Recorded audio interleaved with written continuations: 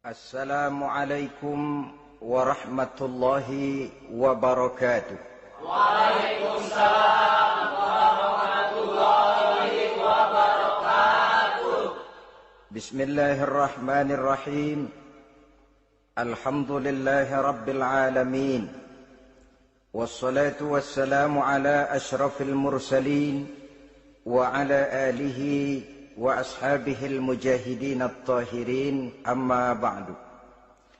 Saudara-saudara kaum muslimin rahimakumullah, sebagai kelanjutan dari pembicaraan kita tentang serial para nabi, maka pada pertemuan kali ini kita akan membicarakan riwayat tentang Nabi Sulaiman alaihi salam dan Ratu Balqis. Nabi Sulaiman adalah putra dari Nabi Daud alaihi salam, yang Nabi Daud ini merupakan keturunan yang ke-12 dari Nabi Yakub. Pada diri Nabi Sulaiman bertemu kebesaran dunia dan kebesaran akhirat. Ya, beliau seorang raja, ya, beliau seorang rasul. Ya, beliau seorang pemimpin agama, ya juga beliau adalah seorang pemimpin negara. Alangkah idealnya memang jikalau ulama menjadi umara, atau jikalau umara adalah seorang ulama. Dengan posisinya sebagai ulama, maka nilai kepemimpinannya terpelihara dari segala macam bentuk penyelewengan. Dan dengan kedudukannya sebagai umara, dia akan lebih efektif memberikan komando kepada rakyatnya untuk hidup melaksanakan perintah-perintah Allah. Tetapi oleh karena orang yang sekaligus jadi ulama dan umara termasuk jenis makhluk langka, maka agama hanya akan memberikan pesan agar yang bernama ulama dan umara saling bekerja sama untuk kemaslahatan dan kemanfaatan rakyat. Ulama adalah ulama, umara adalah umara. Jikalau keduanya bisa berjalan dan berdampingan dengan baik, rakyat akan jadi nikmat. Tapi kalau keduanya centang perenang, tentu rakyat akan jadi kiamat adanya. Ma'asyiral muslimin rahimakumullah. Mengapa figur Nabi Sulaiman adalah figur yang bertumpu kebesaran dunia dan akhirat? Kita lihat dari sejarah bahwa Allah memberikan mukjizat kepada para rasulnya biasanya sesuai dengan kecenderungan umat yang dihadapi pada waktu itu. Umat yang dihadapi Nabi Musa alaihi salam adalah umat yang senang kepada kegagahan, suka kepada bentuk badan yang kuat. Oleh karenanya mukjizat yang diberikan Allah kepada Nabi Musa berupa kekuatan, baik tongkat maupun tenaganya. Sebaliknya, umat di zaman Nabi Isa alaihi salam cenderung berbangga dengan kemahirannya di bidang ilmu kedokteran dan ketabiban. Maka mukjizat yang diberikan Allah kepada Nabi Isa adalah mukjizat yang bisa mengatasi semua itu, sehingga Nabi Isa dengan izin Allah bisa menyembuhkan orang yang kena penyakit kusta, belang, bahkan sampai bisa menghidupkan orang mati dengan izin Allah.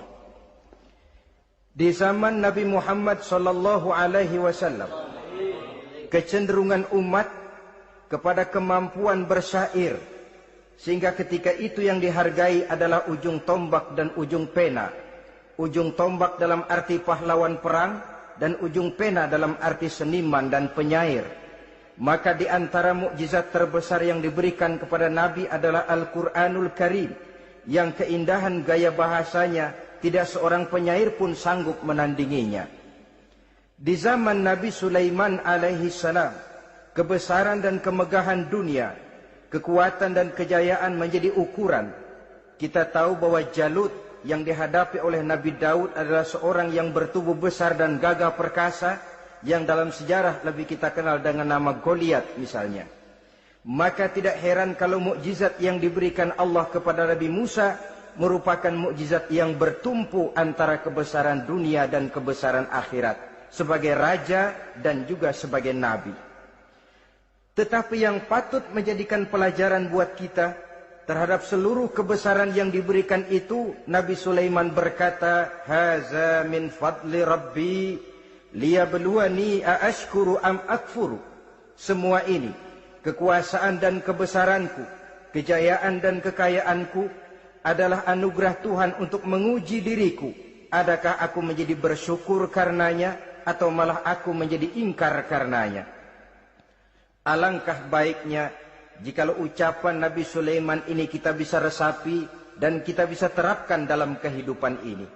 Seorang pedagang yang berhasil berkatalah seperti perkataan Nabi Sulaiman. Seorang pejabat dengan kedudukan tinggi berkatalah seperti perkataannya Nabi Sulaiman. Seorang ulama dengan posisi sebagai pemimpin yang non formal berkatalah seperti perkataan Nabi Sulaiman. Seluruhnya berkata, "Haza min fadli Rabbi." Seluruhnya ini adalah karunia Allah untuk menguji diriku, adakah aku bersyukur atau aku menjadi ingkar karenanya. Inilah sekelumit tentang kebesaran Nabi Sulaiman alaihi salam. Pada usia 13 tahun, beliau sudah mewarisi kerajaan ayahnya Nabi Daud dengan meninggalnya Nabi Daud alaihi salam. Dan sejak itu, keistimewaan Nabi Sulaiman alaihi salam sudah nampak dalam kehidupan. Beberapa keistimewaan bisa kita catat dari pribadi Nabi Sulaiman ini. Pertama, beliau cerdik, cerdas, dan bijaksana. Dan tentu saja harus begitu.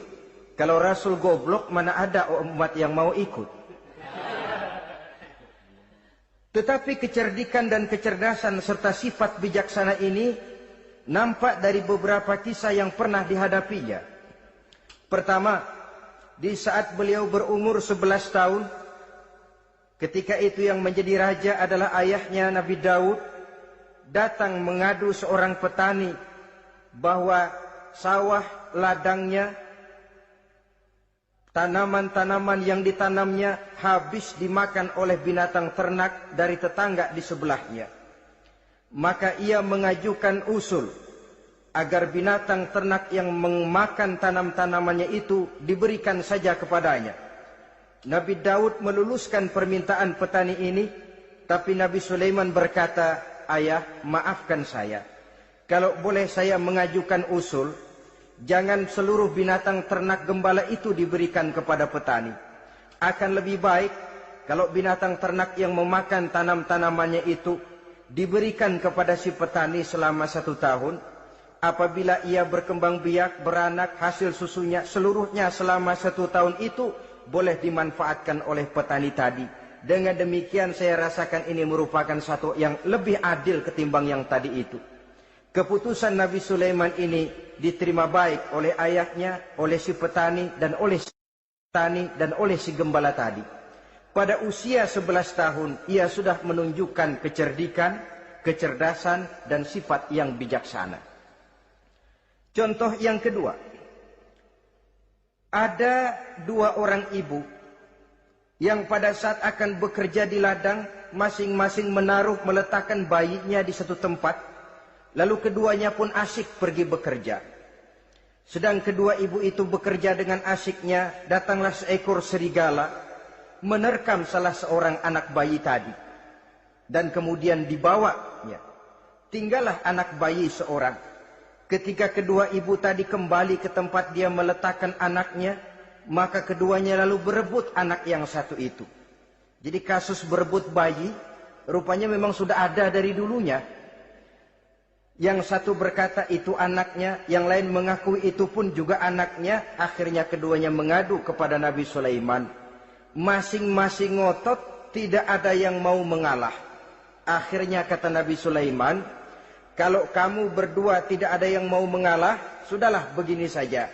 Berikan bayi itu kepada saya, akan saya belah 2 supaya adil. Masing-masing kamu bawa sarang sepotong." Ibu yang seorang berbinar matanya, kelihatannya gembira dengan keputusan itu. "Saya setuju Nabi Sulaiman, ini keputusan yang sangat adil. Betul, belah 2 saja bayi itu." Tapi ibu yang seorang malah berurai air matanya, membasahi pipinya. Ya Sulaiman, daripada Tuhan belah dua anak itu, biarlah berikan saja kepada ibu yang mengaku tadi itu. Tidak sampai hati saya melihat anak yang begini ini harus menjadi korban. Biarlah dia diasuh oleh ibu yang mengakuinya tadi, asal dia tetap hidup. Nabi Sulaiman tersenyum, lalu berkata kepada ibu yang berurai air mata tadi, ambillah anak ini bu, karena ia memang benar anak ibu. Sebab sekejam-kejamnya hati seorang ibu tidak akan sampai melihat anaknya dibelah dua. Adapun engkau ibu yang gembira, engkau sesungguhnya ibu yang kurang ajar. Cuma sekedar ngaku-ngaku, buktinya anak mau dibelah dua, kamu setuju. Ibu macam apa kamu anak dibelah dua setuju? Akhirnya ibu yang satu itu menerima hukuman yang setimpal karena mengakui sesuatu yang bukan haknya. Di sini kita lihat kebijaksanaan yang dimiliki oleh Nabi Sulaiman alaihi salam. Bukti yang ketiga, pada waktu beliau mengadakan jihad fi sabilillah, beliau mengadakan mobilisasi dana. Tidak cuma manusia, binatang seluruhnya ikut memberikan sumbangan. Ketika datang gajah, gajah nyumbang kerbau. Datang kerbau, kerbau nyumbang kambing. Datang kambing, kambing nyumbang ayam. Datang ayam nyumbang burung. Datang burung nyumbang balang. Datang balang nyumbang semut. Gajah yang nyumbang kerbau ngelihat balang nyumbang semut ketawa. Hei semut, balang, Nabi Sulaiman kamu berikan semut untuk apa kayak gitu kecilnya? Lihatin dong saya nyumbang kebo, kata gajah.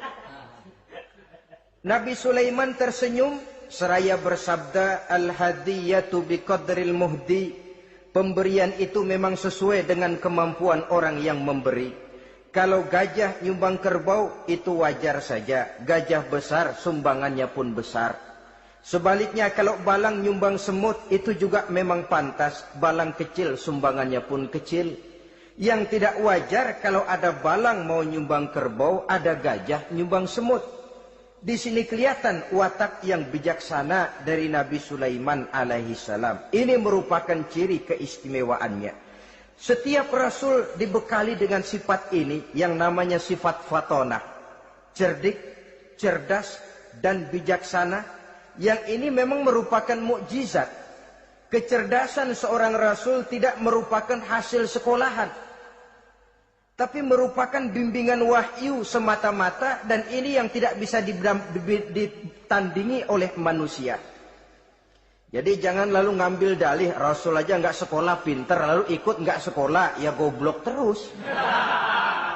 Itu khususiat kok. Sifat yang namanya fatona itu merupakan bimbingan daripada wahyu. Adapun manusia, jikalau dia mau cerdik, jikalau dia mau cerdas, jikalau dia mau bijaksana, dia harus belajar. Ya lewat bangku sekolah, ya lewat teman bergaul, ya lewat bertanya kepada orang-orang pandai atau autodidak. Dengan hidup banyak membaca dari kehidupan ini. Dengan demikian nilai kecerdikan, kecerdasan dan kebijaksanaannya akan bisa meningkat adanya. Ini keistimewaan pertama.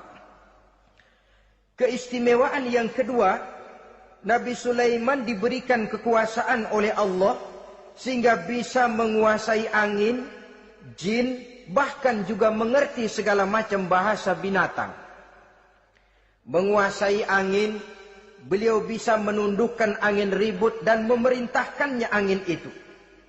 Dalam surah Al-Anbiya ayat 81 kita temukan, Wali Sulaiman ar-riha asifatan tajri bi amrihi ilal ardil lati barakna fiha. Dan bagi Sulaiman, ia mampu menundukkan angin ribut yang bertiup menurut perintahnya ke permukaan bumi yang kami berkahi di dalamnya. Menguasai angin, barangkali istilah sekarangnya, memahami betul meteorologi. Itu sebabnya mukjizat hanya diberikan kepada Rasul. Orang yang jiwanya sudah stabil. Coba kalau potongan kita diberikan keistimewaan bisa ngatur angin, Saban Sari main angin. Nggak boleh ada orang kita keselin. Kesel sama orang, undang angin, hantam saja. Maka mukjizat semacam ini hanya diberikan kepada orang yang jiwanya sudah stabil. Ada satu cerita, namanya juga cerita, tapi kebenarannya mendekati. Seorang wali di tanah Jawa, sholat Jumat di Masjidil Haram di Mekah itu. Namanya wali kalau di Jawa kan pakai belangkon. Dia sembahyang di Masjidil Haram. Ini ada orang Arab usil, tumben ngelihat belangkon. Ini apa di tengah masjid? Dia tepak belangkon itu, miring di atas kepala. Begitu belangkonnya miring, tanah kayaknya ikut miring. Sehingga penduduk heran, ini apa tanah jadi miring begini? Lalu ada seorang wali juga yang alim dan mengerti, lihat-lihat di tengah Masjidil Haram ada belangkon miring di atas kepala. Jangan-jangan ini sebabnya ini. Dia samperin, dia dandanin lagi tuh belangkon rata, tanah kelihatannya kayak rata lagi. Keistimewaan seperti ini pun hanya diberikan kepada orang yang jiwanya memang sudah stabil. Coba kayak kita diberikan keistimewaan kayak begitu, main belangkon melulu.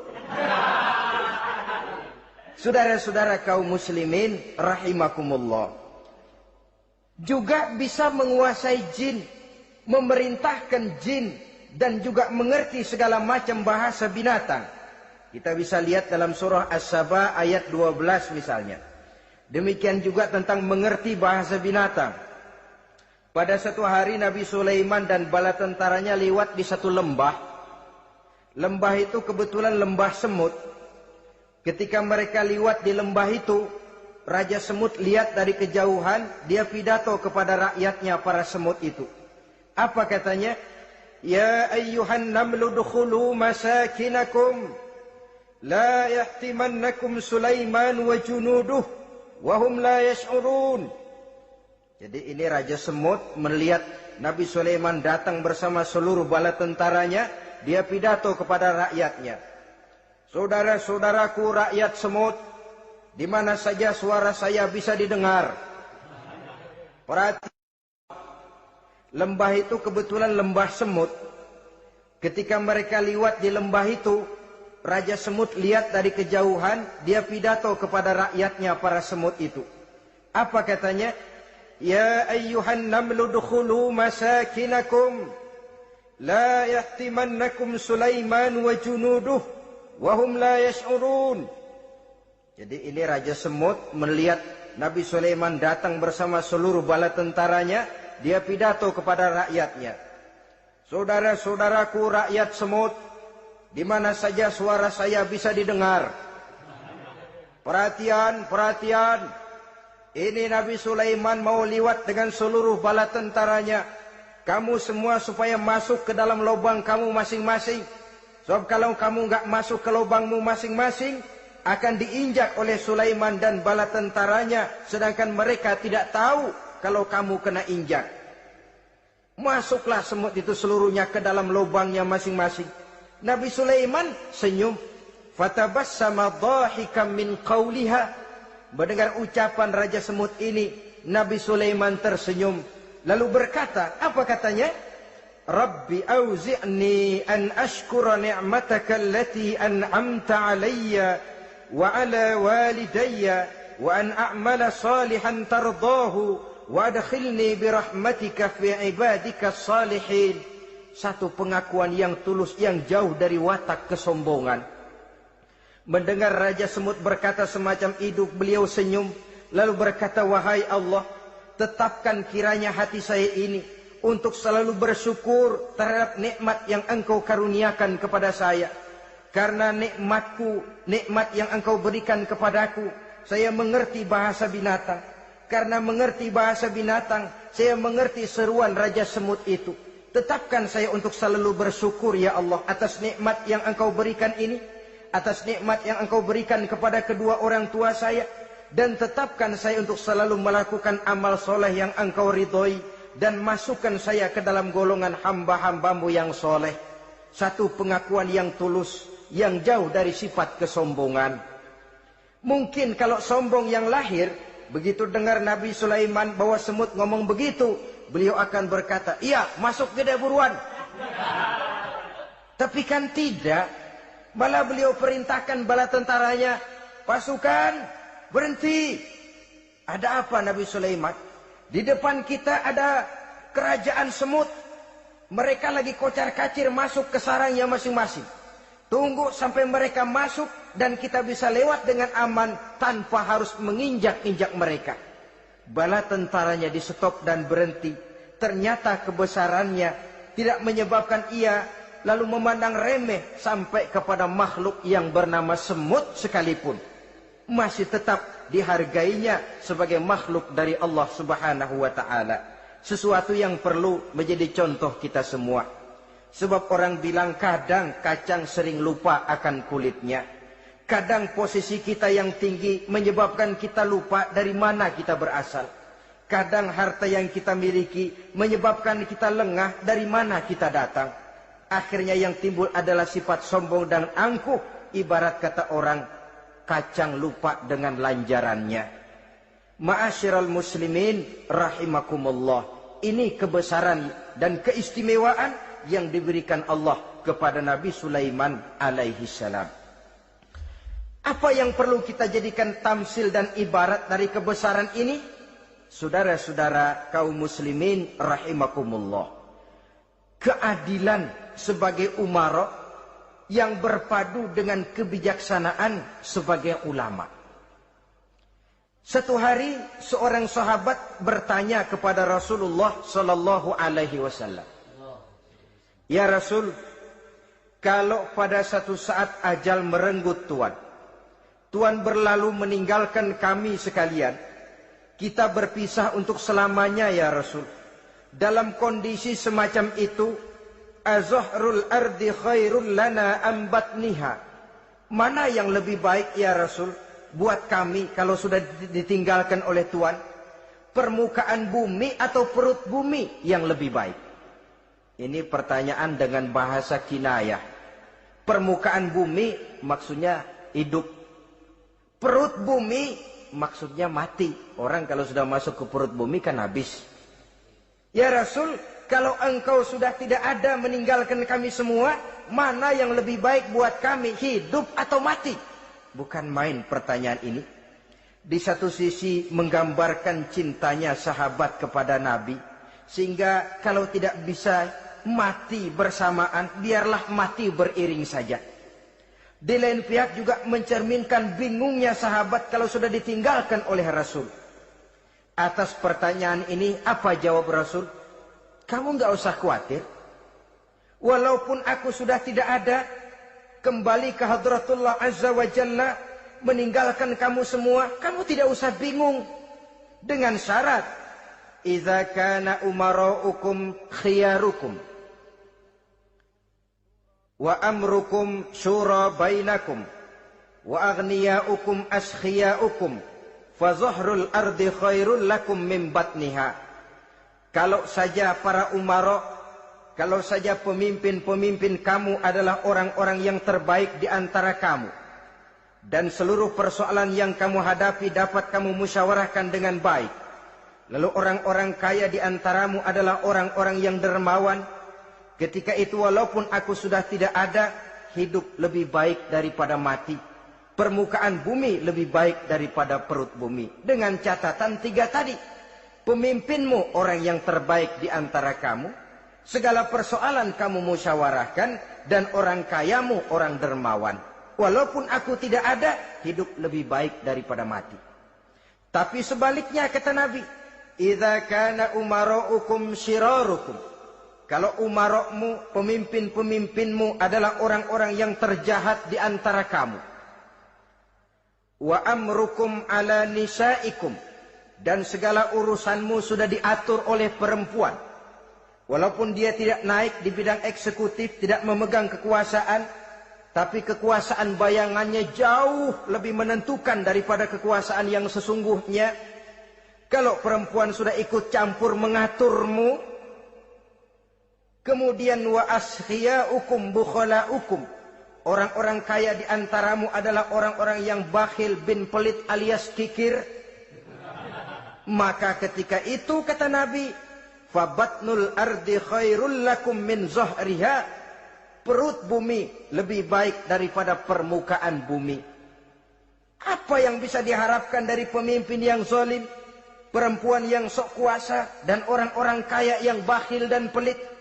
Dalam kondisi semacam itu, bertemulah kita dengan yang bernama kiamat. Dan kalau sudah kiamat macam itu, kata Nabi, perut bumi lebih baik daripada permukaan bumi. Maka yang kita perlukan sekarang adalah kerjasama antara ulama dengan umara.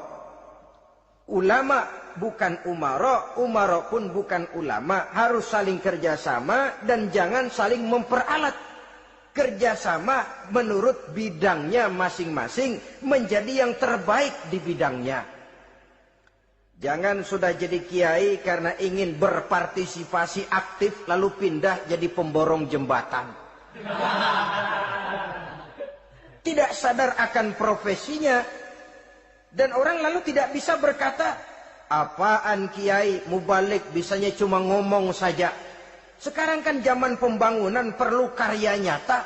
Mana ada ustadz kiai mubalik bikin irigasi. Cuma pidato saja, apa kemiskinan bisa diatasi dengan pidato? Ini juga orang tidak ngerti urusan. Wong Nabi saja ngajarin kok, iza wusidal amru ila ghairi ahlihi fantaziris sa'ah. Yang kemudian diterjemahkan dalam manajemen modern, the right man on the right job.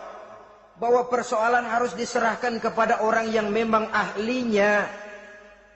Lah kalau kiai ngurus irigasi, apa nanti lurah mau ngajar fikih? Camatnya ngajar tafsir. Kacau jadinya. Makin ruwet jalur birokrasi, makin banyak orang meninggalkan profesi dan malah melaksanakan sesuatu yang bukan profesinya. Untuk memberesi keruwetan birokrasi termasuk diantaranya menanamkan kesadaran profesi yang menimbulkan kebanggaan dan kebanggaan yang membuahkan tanggung jawab terhadap profesi itu. Sebab orang kalau sudah bekerja menurut profesinya, walaupun tidak kaya, tapi hidupnya tenang. Kenapa? Karena panggilan jiwanya. Seorang kiai yang diajak ngobek, walaupun objeknya gol puluhan juta, kaya, belum tentu tenang. Karena saya yakin bukan ke sana panggilan jiwanya. Ma'asyiral muslimin rahimakumullah. Itulah sebabnya kerjasama. Ulama membangun lingkungannya, ulama membangun manusianya, umara membangun lingkungannya. Sehingga terciptalah wujud daripada pembangunan manusia seutuhnya. Ya zahirnya, ya batinnya.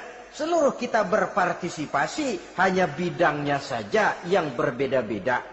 Jangan yang satu merasa lebih berjasa dari yang lain. Jangan yang satu merasa lebih penting dari yang lain. Seluruh kita penting, seluruh kita berjasa, cuma bidang kita saja yang berbeda-beda. Inilah bahasa Quran, kullun ya'mal ala syakilatih. Setiap orang bekerja menurut profesinya masing-masing. Ma'asyiral muslimin rahimakumullah. Kita kembali kepada riwayat Nabi Sulaiman alaihi salam. Satu hari ketika beliau sedang menginspeksi pasukan, berkumpullah pasukan beliau itu, ya tentara yang manusianya, ya pasukan jinnya, ya seluruh binatang-binatangnya berbaris. Beliau selaku inspektur upacara mengadakan inspeksi pasukan. Dari sekian pasukan-pasukan yang diperiksanya pada waktu itu, Nabi Sulaiman melihat tidak terdapat burung hudhud. Beliau bertanya-tanya, "Ma liya aral hudhuda am kana minal ghaibin?" Kemana burung hudhud? Orang lain pada kumpul, dia sendiri tidak ada. Awas kalau dia datang, kalau dia tidak bisa memberikan alasan yang tepat kemana dia, akan saya berikan sanksi dan hukuman. Ini namanya pemimpin yang bertanggung jawab toh. Seorang pun dari yang dipimpinnya tidak ada, menjadi pertanyaan. Tidak lama kemudian datang burung hudhud. Begitu datang lalu memberikan laporan kepada Nabi Sulaiman. Kalau istilah sekarang, begitu dia sampai berdiri hormat, lapor, kata hudhud ini.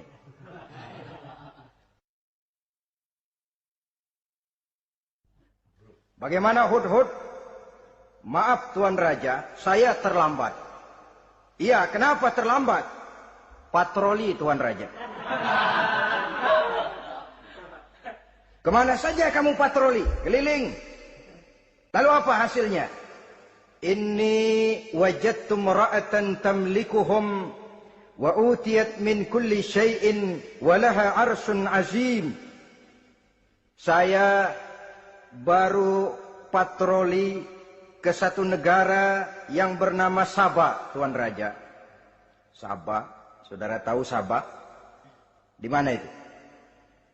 Dekat ibu kota Yaman sekarang. Di sana Tuan Raja, kata Hudhud ini, wajadtu imra'atan tamlikuhum. Yang jadi raja perempuan. Kalau Tuan raja besar, Tuan orang laki. Ayah Tuan raja besar, Nabi Daud, laki. Ini mah model Tuan Raja. Orangnya rajanya raja besar tapi perempuan. Tumben saya ngelihat ada raja perempuan. Kerajaannya begitu besar. Begitu. Iya. Lalu dia jadi raja bagaimana? Dia mewarisi kerajaan ayahnya Sri Baginda Raja Sarahil. Ketika ayahnya wafat, dia naik. Walaha arsun azim. Singgasananya besar, bagus, antik Tuan Raja. Terus bagaimana lagi? Wajadtuha wa qaumaha yasjuduna lisyamsi min dunillah. Yang jadi pikiran saya Tuan Raja, dengan kekuasaan yang besar, mereka itu seluruhnya, seluruh bala tentaranya dan kaumnya, yasjuduna lisyamsi. Mereka menyembah matahari, bukan menyembah Allah. Mendengar ini Nabi Sulaiman tergerak hatinya. Waktu mendengar rajanya perempuan, kekuasaannya besar, belum tergerak.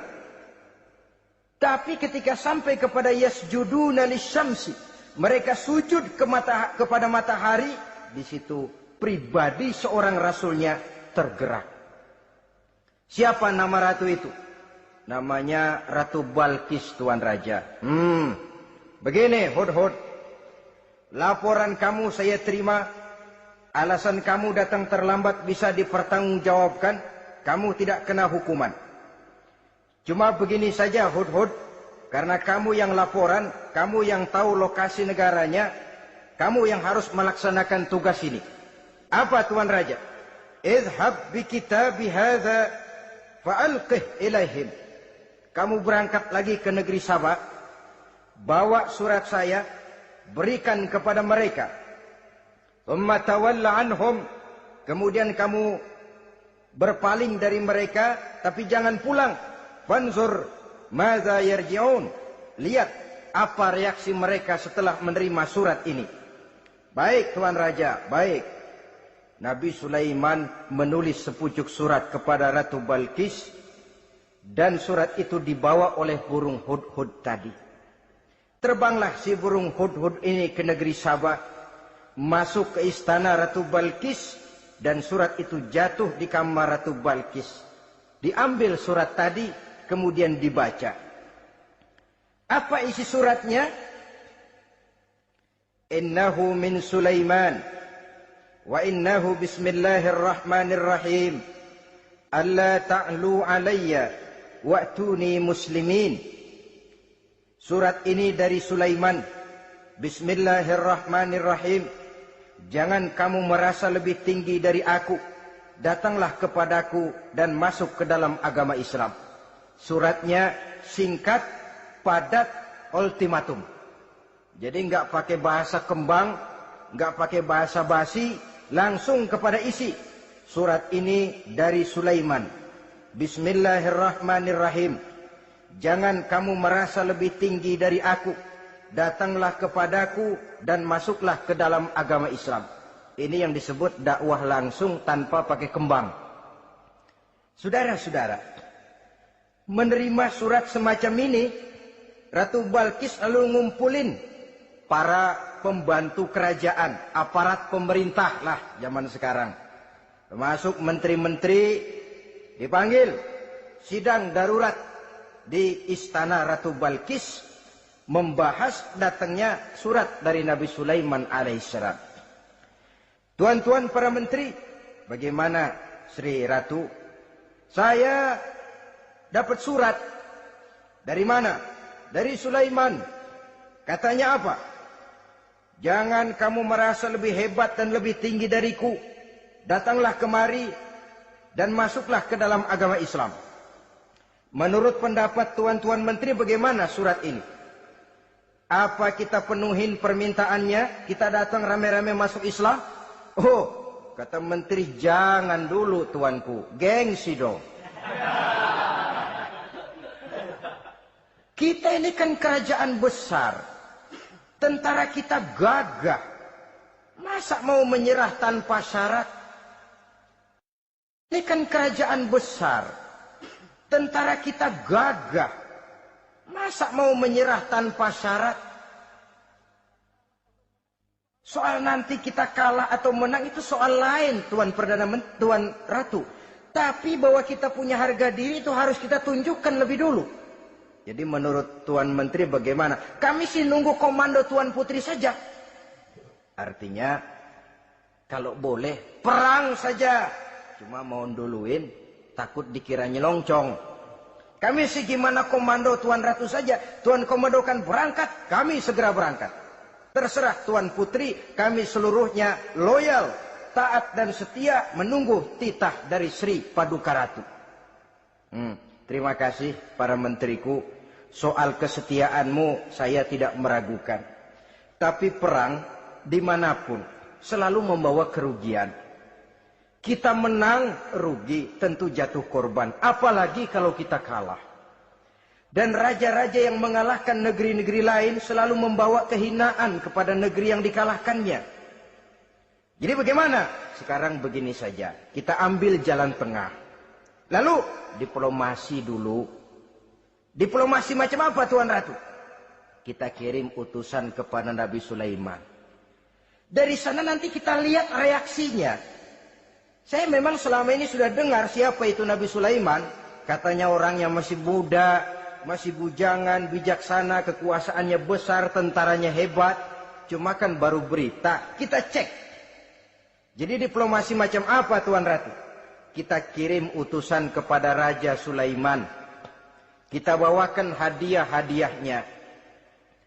Yang mahal-mahal, mewah-mewah, menarik. Pokoknya yang terbaik di negeri kita, berikan kepadanya.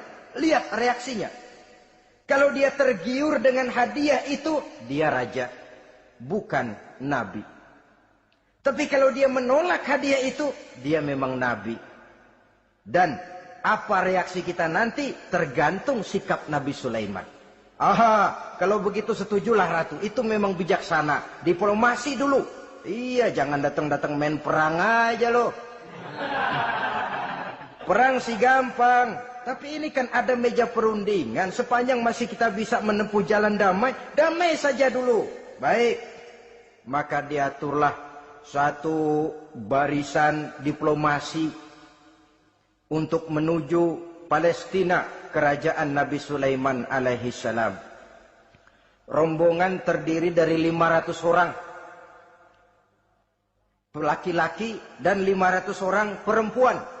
Yang laki ganteng, yang perempuan cantik. Yang laki dikendarai dengan kuda-kuda pilihan dan yang perempuan dikendarai dengan keledai-keledai pilihan. Kuda dan keledai pun dihiasi begitu rupa. Pelanaknya yang terbagus dilapis dengan sutra. Sedangkan bawaan-bawaannya tidak lain daripada intan, berlian, mutiara, jamrud, yakut, kesturi. Yang dilapis dengan sutra tenun yang asli. Pendeknya hadiah yang serba wah. Dan rombongan ini dipimpin oleh seorang diplomat ulung dari negeri Sabah bernama Munzir bin Amru. Ini ahli diplomasi dari negeri Sabah. Dipesanlah oleh Ratu Balkis, kalau datang nanti kamu ke negeri Sulaiman, sikapmu harus begini, begini, dan segala macam. Ditatar dulu. Sebab ini mau diplomasi tingkat tinggi. Baik, Sri Ratu. Nah, sudah mendengar perundingan ini, burung hud-hud pulang. ke negeri Nabi Sulaiman, apel lagi, lapor Tuan Raja, bagaimana Hudhud? Sikapnya mereka akan mengutus utusan dengan membawa berbagai macam hadiah untuk datang ke negeri kita. Baik. Nabi Sulaiman kumpulkan tentaranya, terutama para jin. Hei tentaraku, khususnya kalian para jin, akan datang rombongan tamu besar ke negeri kita. Maka mulai saat ini saya komandokan, kamu bangun satu istana yang megah, yang belum pernah ada, dalam waktu yang relatif singkat. Dan lantai daripada istana itu harus dilapisi dengan kaca-kaca tebal yang bening, bawahnya diisi dengan air, diisi dengan ikan-ikan hias yang indah-indah. Baik Tuan Raja.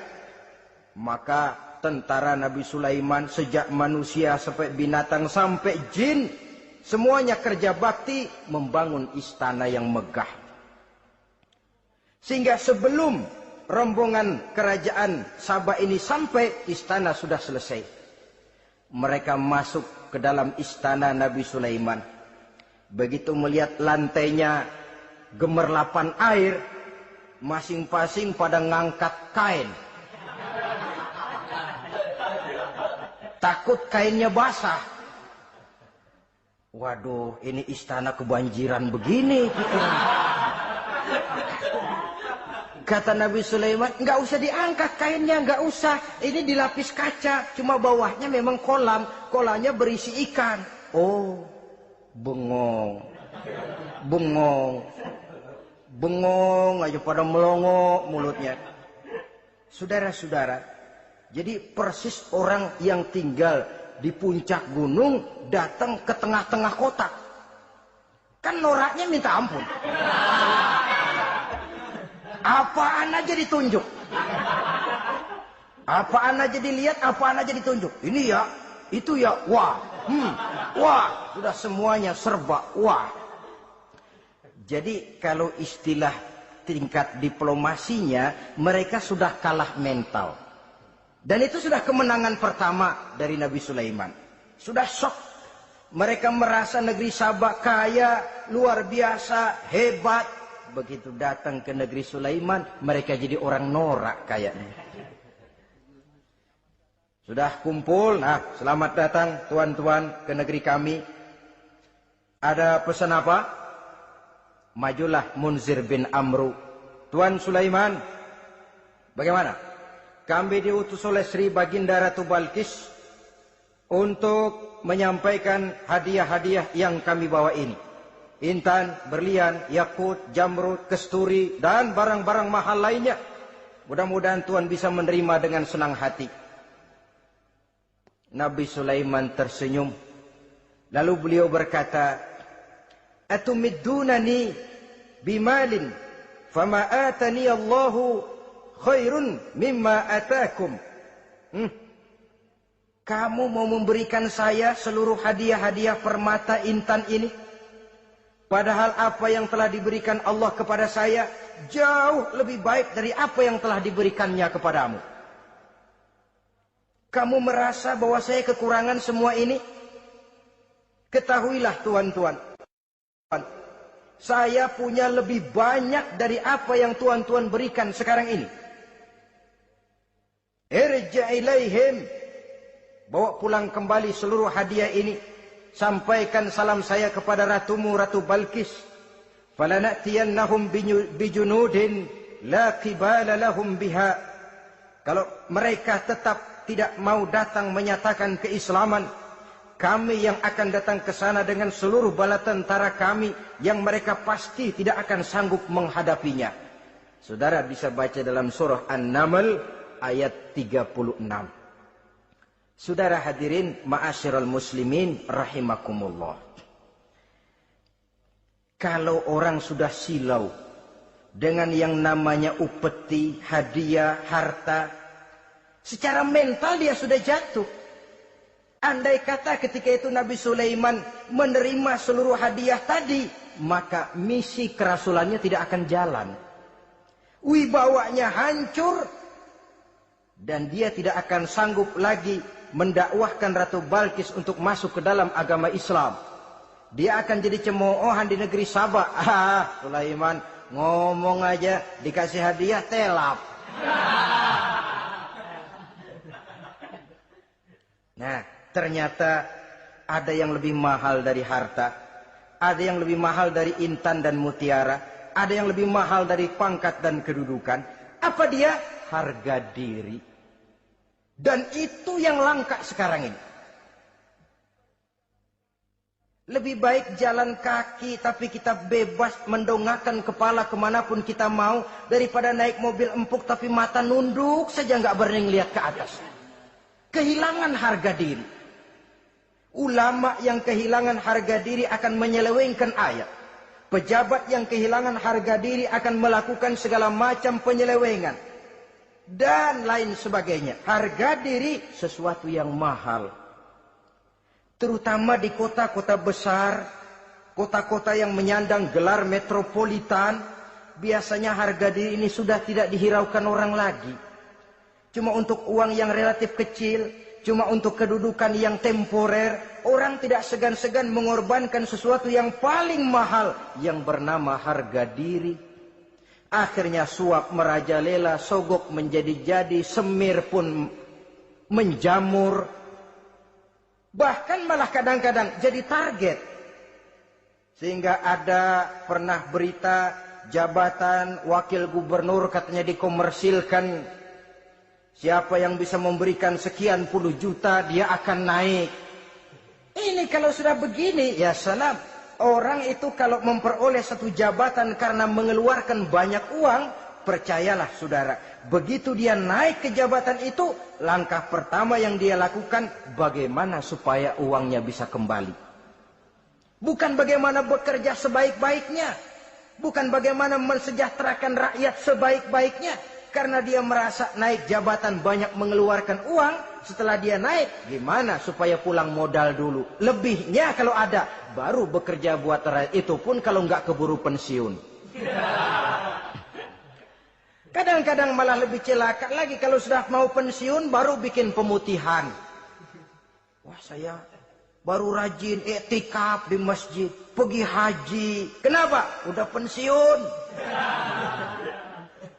Tapi waktu masih aktif, tanda tangan masih laku, nota masih dihargai, kata belece masih berwibawa, lupa berbuat untuk hari depan dirinya sendiri, yaitu akhiratnya, konon lagi untuk umat dan agamanya.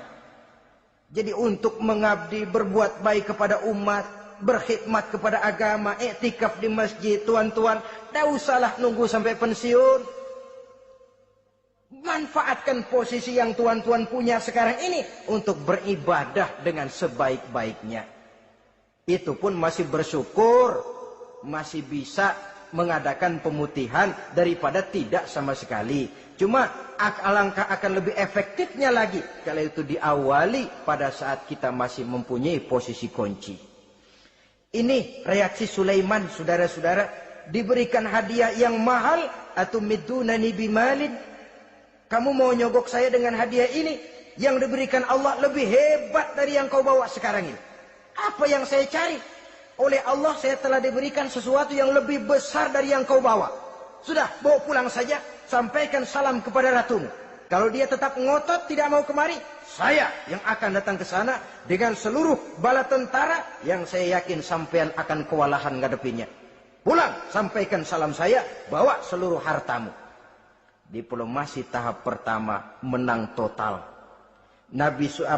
Utusan Raja Sabah sudah kalah mental, kalah juga fisik. Pulanglah mereka dengan membawa kembali seluruh hadiah yang mereka ingin sampaikan tadi. Bisa dibayangkan mentalnya itu. Ya. Sama juga kita sudah punya niat ingin memberikan, menyogok seseorang, tahu-tahu yang mau disogok nggak nerima. Pulang kayaknya muka kan belipet. Sulit ketemu orang. Jadi perasaan kita orang pada ngetawain aja. Padahal orang mah nggak tahu persoalannya. Tapi sikap mental sendiri itu. Jadi memang saudara-saudara ini berkaitan. Walaupun yang mau nyogok banyak, kalau yang disogok nggak mau, nggak jadi. Walaupun ada yang minta disogok, kalau yang mau nyogok nggak ada, juga nggak nyetel. Nah ini nyetel, yang mau nyogok banyak, yang disogok pun ada. Jadilah perbuatan itu. Ma'asyiral muslimin rahimakumullah. Sampai mereka di kerajaan Sabah, mereka ceritakan itu. Ratu Balkis bengong. Ternyata yang saya dengar selama ini memang benar rupanya. Sulaiman bukan cuma raja, tapi juga rasul. Bukan cuma pemimpin negara, tapi juga pemimpin agama. Lalu bagaimana, Sri Ratu? Biar saya pikir-pikir dulu. Pikir. Bagaimana ya? Sudahlah, begini saja. Kita sekarang berangkat ke negeri Nabi Sulaiman. Saya yang akan langsung memimpin rombongan. Ada dua tujuan Ratu Balkis sebenarnya. Tujuan pertama ingin melihat dengan mata kepala sendiri kebesaran Sulaiman yang selama ini dia cuma dengar beritanya saja. Yang kedua, ada udang di balik batu. Kalau setelah Nabi Sulaiman nanti melihat kecantikan Ratu Balkis ini, dia bisa fly. Nah, istilah anak sekarang, dia bisa fly. Nah, siapa tahu kan karena kecantikannya Nabi Sulaiman lalu jatuh hati. Dan Dewi Amor pun bicara, nanti bila mata bertemu mata, bibir ikut senyum, hati berdetak. Maka terjadilah magnet-magnet saling bersentuhan, percintaan tingkat tinggi. Kan lumayan dapat suami, dapat pacar seorang raja besar. Jadi dengan harapan ini berangkatlah langsung memimpin rombongan. Ada dua tujuan Ratu Balkis sebenarnya. Tujuan pertama ingin melihat dengan mata kepala sendiri kebesaran Sulaiman yang selama ini dia cuma dengar beritanya saja. Yang kedua, ada udang di balik batu. Kalau setelah Nabi Sulaiman nanti melihat kecantikan Ratu Balkis ini, dia bisa fly. Nah, istilah anak sekarang, dia bisa fly. Siapa tahu kan karena kecantikannya Nabi Sulaiman lalu jatuh hati. Dan Dewi Amor pun bicara, nanti bila mata bertemu mata, bibir ikut senyum, hati berdetak. Maka terjadilah magnet-magnet saling bersentuhan, percintaan tingkat tinggi. Kan lumayan dapat suami, dapat pacar seorang raja besar. Jadi dengan harapan ini berangkatlah Ratu Balkis ke negeri Nabi Sulaiman. Hud lapor lagi. Lapor. Gimana Hud? Ini Ratu Balkis yang mimpin sekarang. Baik, kita siap-siap. Begini saja, kata Nabi Sulaiman. Siapa yang bisa bawa singgasana Ratu Balkis ke sini? Jin Ifrit tampil. Saya.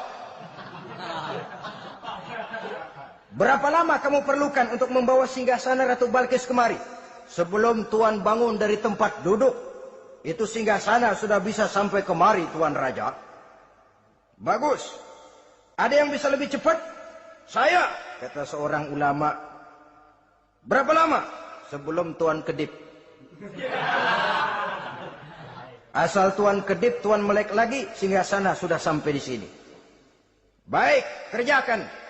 Dalam waktu sekejap itu singgasana Ratu Balkis sudah sampai di istana Nabi Sulaiman. Pasang di sini, biar dia dudukin nanti, robah sedikit biar dia nggak kenali. Dirombak sedemikian rupa. Masuk Ratu Balkis ke istana Nabi Sulaiman. Terjadilah kemudian di perundingan semacam tingkat tinggi antara raja dengan raja. Bagaimana Tuan Ratu Balkis? Iya, Tuan Sulaiman. Iya, bagaimana? Saya kagum dengan kebesaran Tuan. Bukan kebesaran saya. Seluruhnya ini adalah karunia Allah kepada saya. Saya dengar Tuan-tuan menyembah matahari. Padahal matahari tidak pernah memberikan apa yang Tuan kehendaki. Matahari tidak pernah menciptakan Tuan. Adalah lebih baik Tuan menyembah yang menciptakan matahari daripada menyembah matahari itu sendiri. Nabi Sulaiman, bagaimana kalau kita mengadakan ya sambil berunding, sambil lobbying istilah sekarang. Baik, lobbying pun jadi. Berjalanlah meninjau seluruh pelosok istana Nabi Sulaiman alaihissalam. Seperti halnya bala tentaranya, Ratu Balkis juga sampai di lantai kaca, angkat kain. Kata Nabi Sulaiman, jangan diangkat tuh kain. Ini bukan air, istana kaca. Bukan main kebesaran kamu. Melihat begitu kebesaran Nabi Sulaiman, Ratu Balkis yang niatnya sementara mau melontarkan diplomasi asmara, lupa. Lalu apa katanya? Rabbi inni zalamtu nafsi. Ya Allah, selama ini saya benar-benar telah zalim kepada diri saya. Begitu banyak nikmat yang engkau berikan kepada saya. Saya jadi ratu dengan kekuasaan yang besar, mewarisi kebesaran ayah. Dengan kerajaan dan bala tentara yang gagah perkasa. Bukan saya bersyukur kepadamu, malah saya menyembah matahari. Inni zalamtu nafsi. Sungguh saya telah zalim kepada diri saya.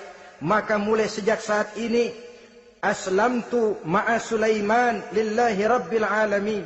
Mulai sejak saat ini ya Allah, saya nyatakan diri, saya masuk Islam, bertuhankan Allah Rabbul Alamin. Saya tunduk kepada Nabi Sulaiman alaihi salam. Masuk Islam sebelum diplomasi asmaranya melayang, saudara-saudara. Sudah masuk Islam? Sudah. Nah, Ratu Balkis sekarang bagaimana? Ya Nabi Sulaiman, kalau saya masuk Islam, apakah kerajaan saya akan tunduk dan diatur oleh kerajaan Tuhan? Tidak. Kamu persilakan pulang ke kerajaanmu. Atur negerimu menurut cara yang kamu mau, asal sesuai dengan perintah Allah. Saya bukan penjajah. Saya cuma mengajak kamu ke dalam Islam. Saya tidak ingin meluaskan wilayah saya. Asal kamu sudah masuk Islam, tugas sudah saya jalankan. Perkara kerajaanmu, kau pulang, kau atur dan kau tetap jadi raja. Jangan merasa kalau sudah masuk Islam lalu kerajaanmu saya caplok. Islam bukan penjajah, Ratu Balkis.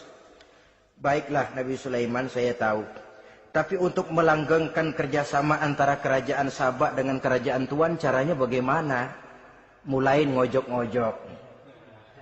Dia nggak bilang lu demen aja deh sama gue. Enggak. Cuma untuk jangka panjang. Jangka panjangnya Sulaiman, supaya kita tetap bisa kerjasama, caranya bagaimana? Ya supaya kerajaan berumur panjang, kau harus punya keturunan. Kata Nabi Sulaiman. Itu kan berarti saya harus nikah. Memang. Tapi saya ratu. Suami saya kan paling kurang juga harus maharaja, sahansah. Ya sebenarnya sih cuma dia nggak bilang aja. Di kerajaan gue nggak ada yang setimpal. Gue maunya sama elo. Itu kalau bahasa kita. Cuma ini kan bahasa perempuan. Perempuan kan paling pintar nahan perasaan. Nggak kayak orang laki. Orang laki kalau lagi mabuk cinta teler. Sama siapa aja dia cerita. Gue kan lagi demen sama si Ano. Lain sama perempuan, dia paling bisa jaga perasaan. Saya kalau begitu, saya harus kawin dengan maharaja. Ya kamu tinggal pilih saja, kata Nabi Sulaiman. Nabi Sulaiman, ini Perdana Menteri udah pada mesem-mesem, udah paham ke arah mana maksudnya. Bagaimana kalau kita kukuhkan saja dua kerajaan ini, Nabi Sulaiman? Saya pun setuju kalau itu kamu mau punya mau. Wah ini Perdana Menteri takbir semua. Allahu Akbar, Alhamdulillah, Alhamdulillah. Sampai akhirnya Nabi Sulaiman pun menikah dengan Ratu Balkis. Bergabunglah dua kerajaan besar itu. Saudara-saudara kaum muslimin rahimakumullah. Kemudian setelah bertahun Nabi Sulaiman wafat. Tidak seorang pun tahu karena beliau wafat sedang pegangan tongkat. Ketika tongkat dimakanin rayap, rapuh, baru beliau jatuh. Orang tahu kalau Nabi Sulaiman sudah wafat. Menurut riwayat, beliau wafat itu sedang sholat. Karena sholat Nabi Sulaiman cuma diri saja. Tidak pakai ruku dan sujud. Menurut riwayat lain, beliau sedang memandori jin dan tentaranya yang sedang kerja. Begitulah wafat beliau. Kita bisa baca dalam surah Saba ayat ke-14. Setelah beliau wafat, Palestina diserbu oleh Raja Bukhtanasor atau Raja Nebukadnezar. Seluruh kebesaran Sulaiman di bumi hanguskan, istananya dihancurkan, intan permata dan kekayaan beliau dirampok. dan tinggallah kebesaran Sulaiman cuma legenda saja yang kita kenal dengan istilah Haikal Sulaiman. Legenda, riwayat-riwayat yang sampai sekarang ini masih bisa kita telusuri kebenarannya. Saudara-saudara, inilah pertemuan yang singkat ini, walaupun serba singkat, mudah-mudahan ada manfaatnya. Dengan kesimpulan, seluruh anugerah yang ada pada kita hakikatnya karunia Allah. Marilah kita menjadi orang yang pandai bersyukur atas anugerah itu. Terima kasih atas segala perhatian. Mohon maaf atas segala kekurangan. Usikum wa nafsi bitaqwallah. Wassalamualaikum warahmatullahi wabarakatuh. Waalaikumsalam.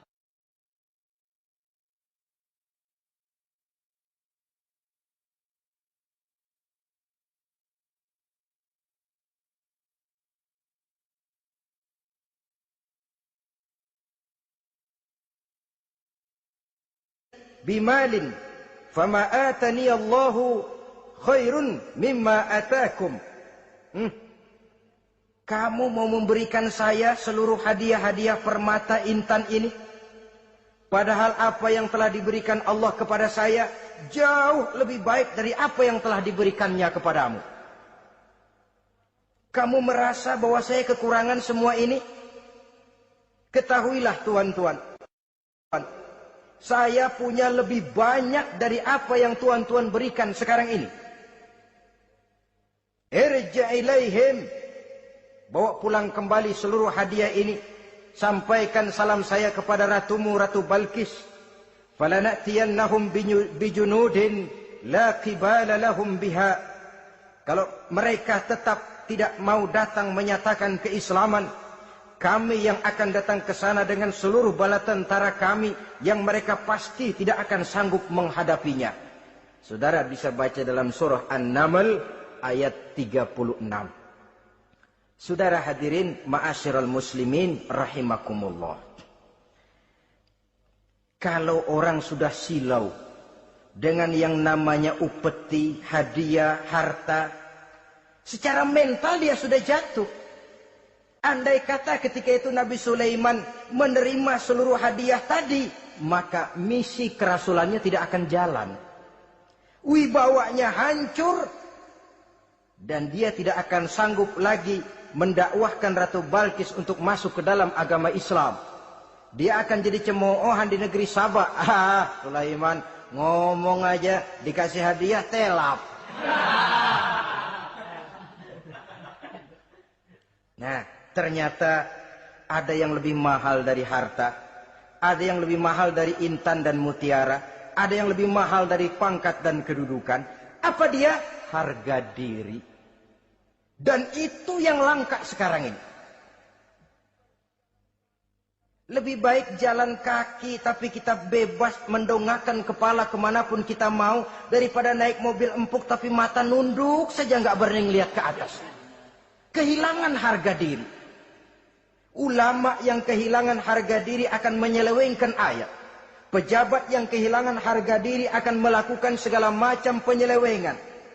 Dan lain sebagainya. Harga diri sesuatu yang mahal. Terutama di kota-kota besar. Kota-kota yang menyandang gelar metropolitan.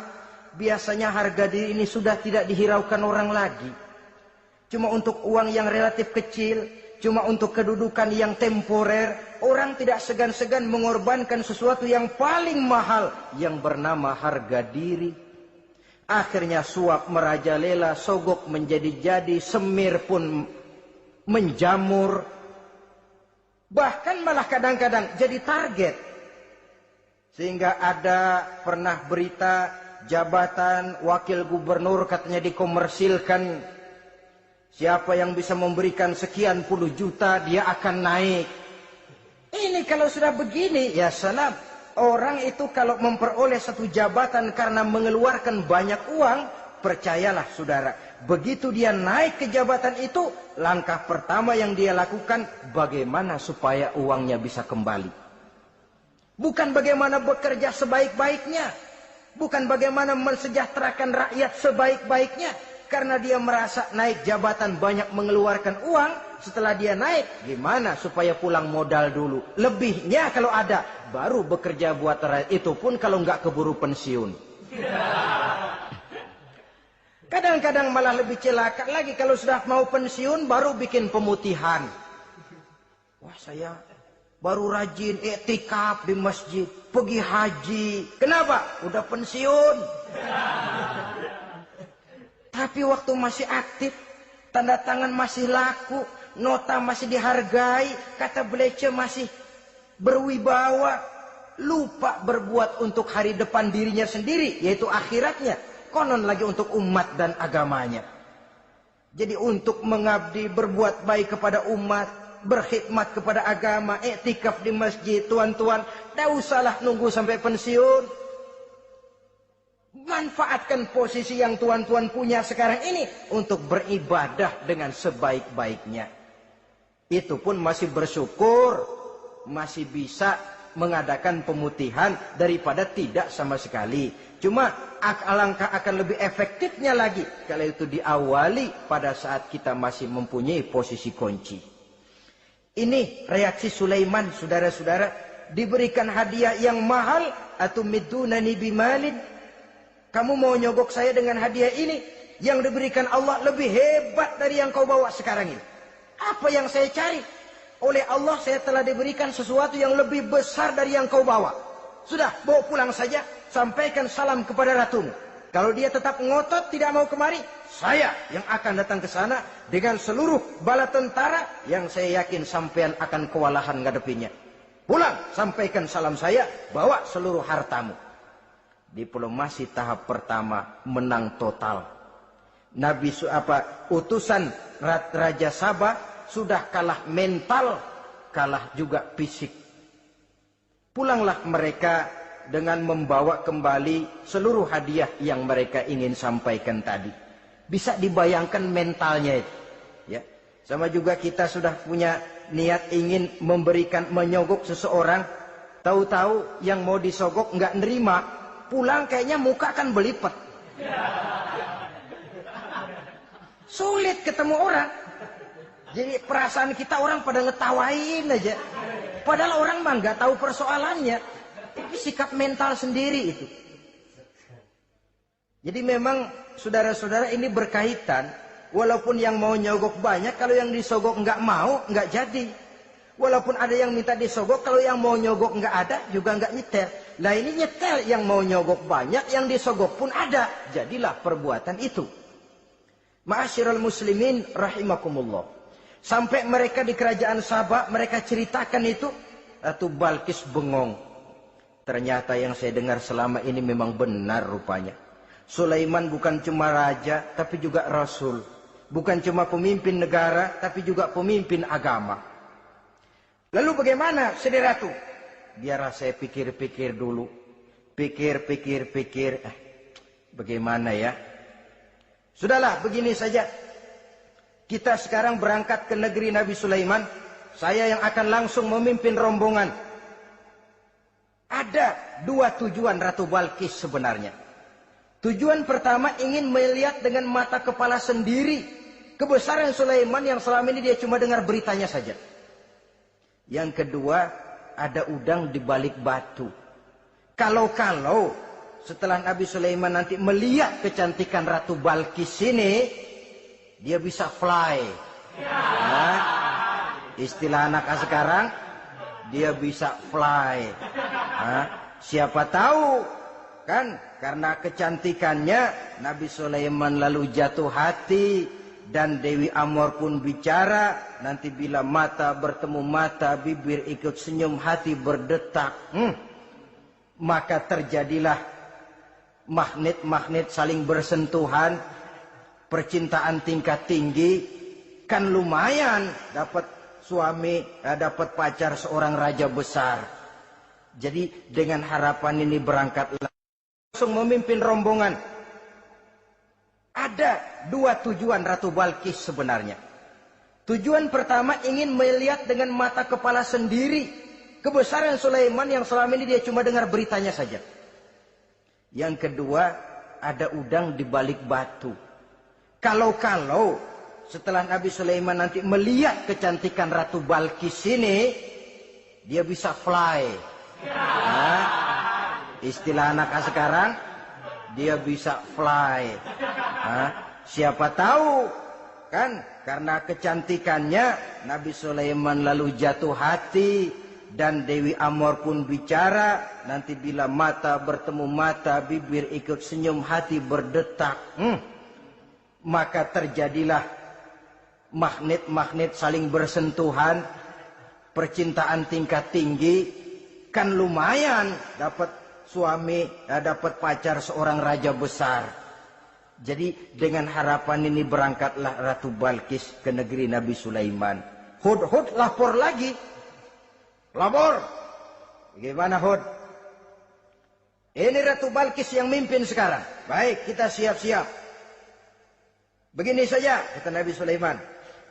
Siapa yang bisa bawa singgasana Ratu Balkis ke sini?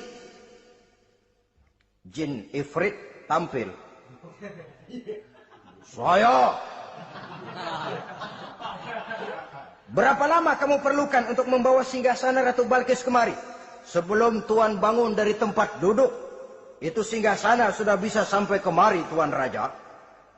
Bagus. Ada yang bisa lebih cepat? Saya, kata seorang ulama. Berapa lama? Sebelum Tuan kedip. Asal Tuan kedip, Tuan melek lagi, singgasana sudah sampai di sini. Baik, kerjakan. Dalam waktu sekejap itu singgasana Ratu Balkis sudah sampai di istana Nabi Sulaiman. Pasang di sini, biar dia dudukin nanti, robah sedikit biar dia nggak kenalin. Dirombak sedemikian rupa. Masuk Ratu Balkis ke istana Nabi Sulaiman. Terjadilah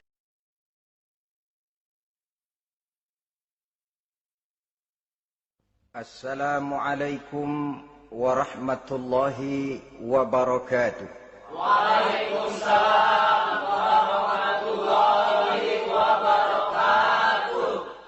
Bismillahirrahmanirrahim. Alhamdulillahi rabbil alamin. Wassalatu wassalamu ala ashrafil mursalin wa ala alihi wa ashabihil mujahidin at-tahirin, amma ba'du. Saudara-saudara kaum muslimin rahimakumullah.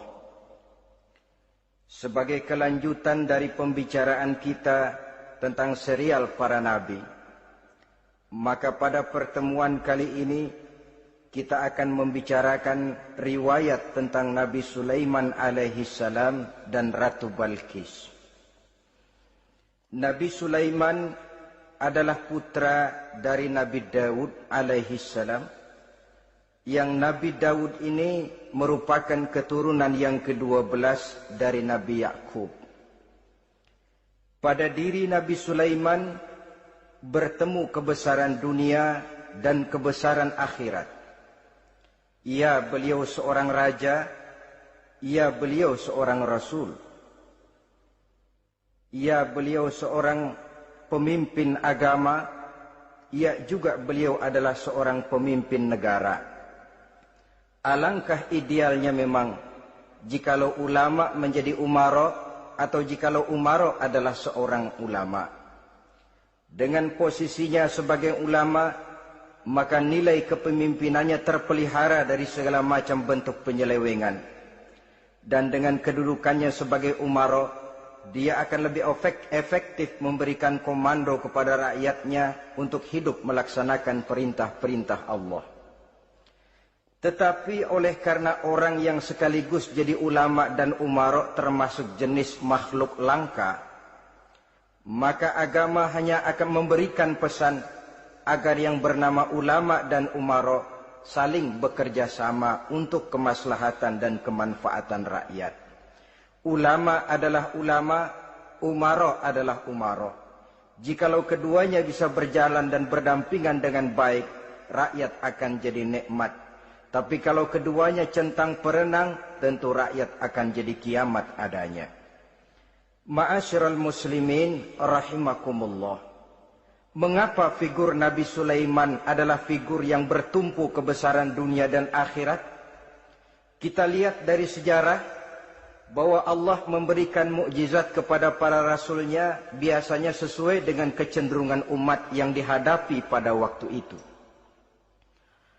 Umat yang dihadapi Nabi Musa alaihi salam adalah umat yang senang kepada kegagahan, suka kepada bentuk badan yang kuat. Oleh karenanya mukjizat yang diberikan Allah kepada Nabi Musa berupa kekuatan baik tongkat maupun tenaganya. Sebaliknya, umat di zaman Nabi Isa alaihi salam cenderung berbangga dengan kemahirannya di bidang ilmu kedokteran dan ketabiban. Maka mukjizat yang diberikan Allah kepada Nabi Isa adalah mukjizat yang bisa mengatasi semua itu, sehingga Nabi Isa dengan izin Allah bisa menyembuhkan orang yang kena penyakit kusta, belang, bahkan sampai bisa menghidupkan orang mati dengan izin Allah. Di zaman Nabi Muhammad sallallahu alaihi wasallam, kecenderungan umat kepada kemampuan bersyair, sehingga ketika itu yang dihargai adalah ujung tombak dan ujung pena. Ujung tombak dalam arti pahlawan perang dan ujung pena dalam arti seniman dan penyair. Maka di antara mukjizat terbesar yang diberikan kepada Nabi adalah Al-Quranul Karim, yang keindahan gaya bahasanya tidak seorang penyair pun sanggup menandinginya. Di zaman Nabi Sulaiman alaihi salam, kebesaran dan kemegahan dunia, kekuatan dan kejayaan menjadi ukuran. Kita tahu bahwa Jalut yang dihadapi oleh Nabi Daud adalah seorang yang bertubuh besar dan gagah perkasa, yang dalam sejarah lebih kita kenal dengan nama Goliat misalnya. Maka tidak heran kalau mukjizat yang diberikan Allah kepada Nabi Musa merupakan mukjizat yang bertumpu antara kebesaran dunia dan kebesaran akhirat, sebagai raja dan juga sebagai nabi.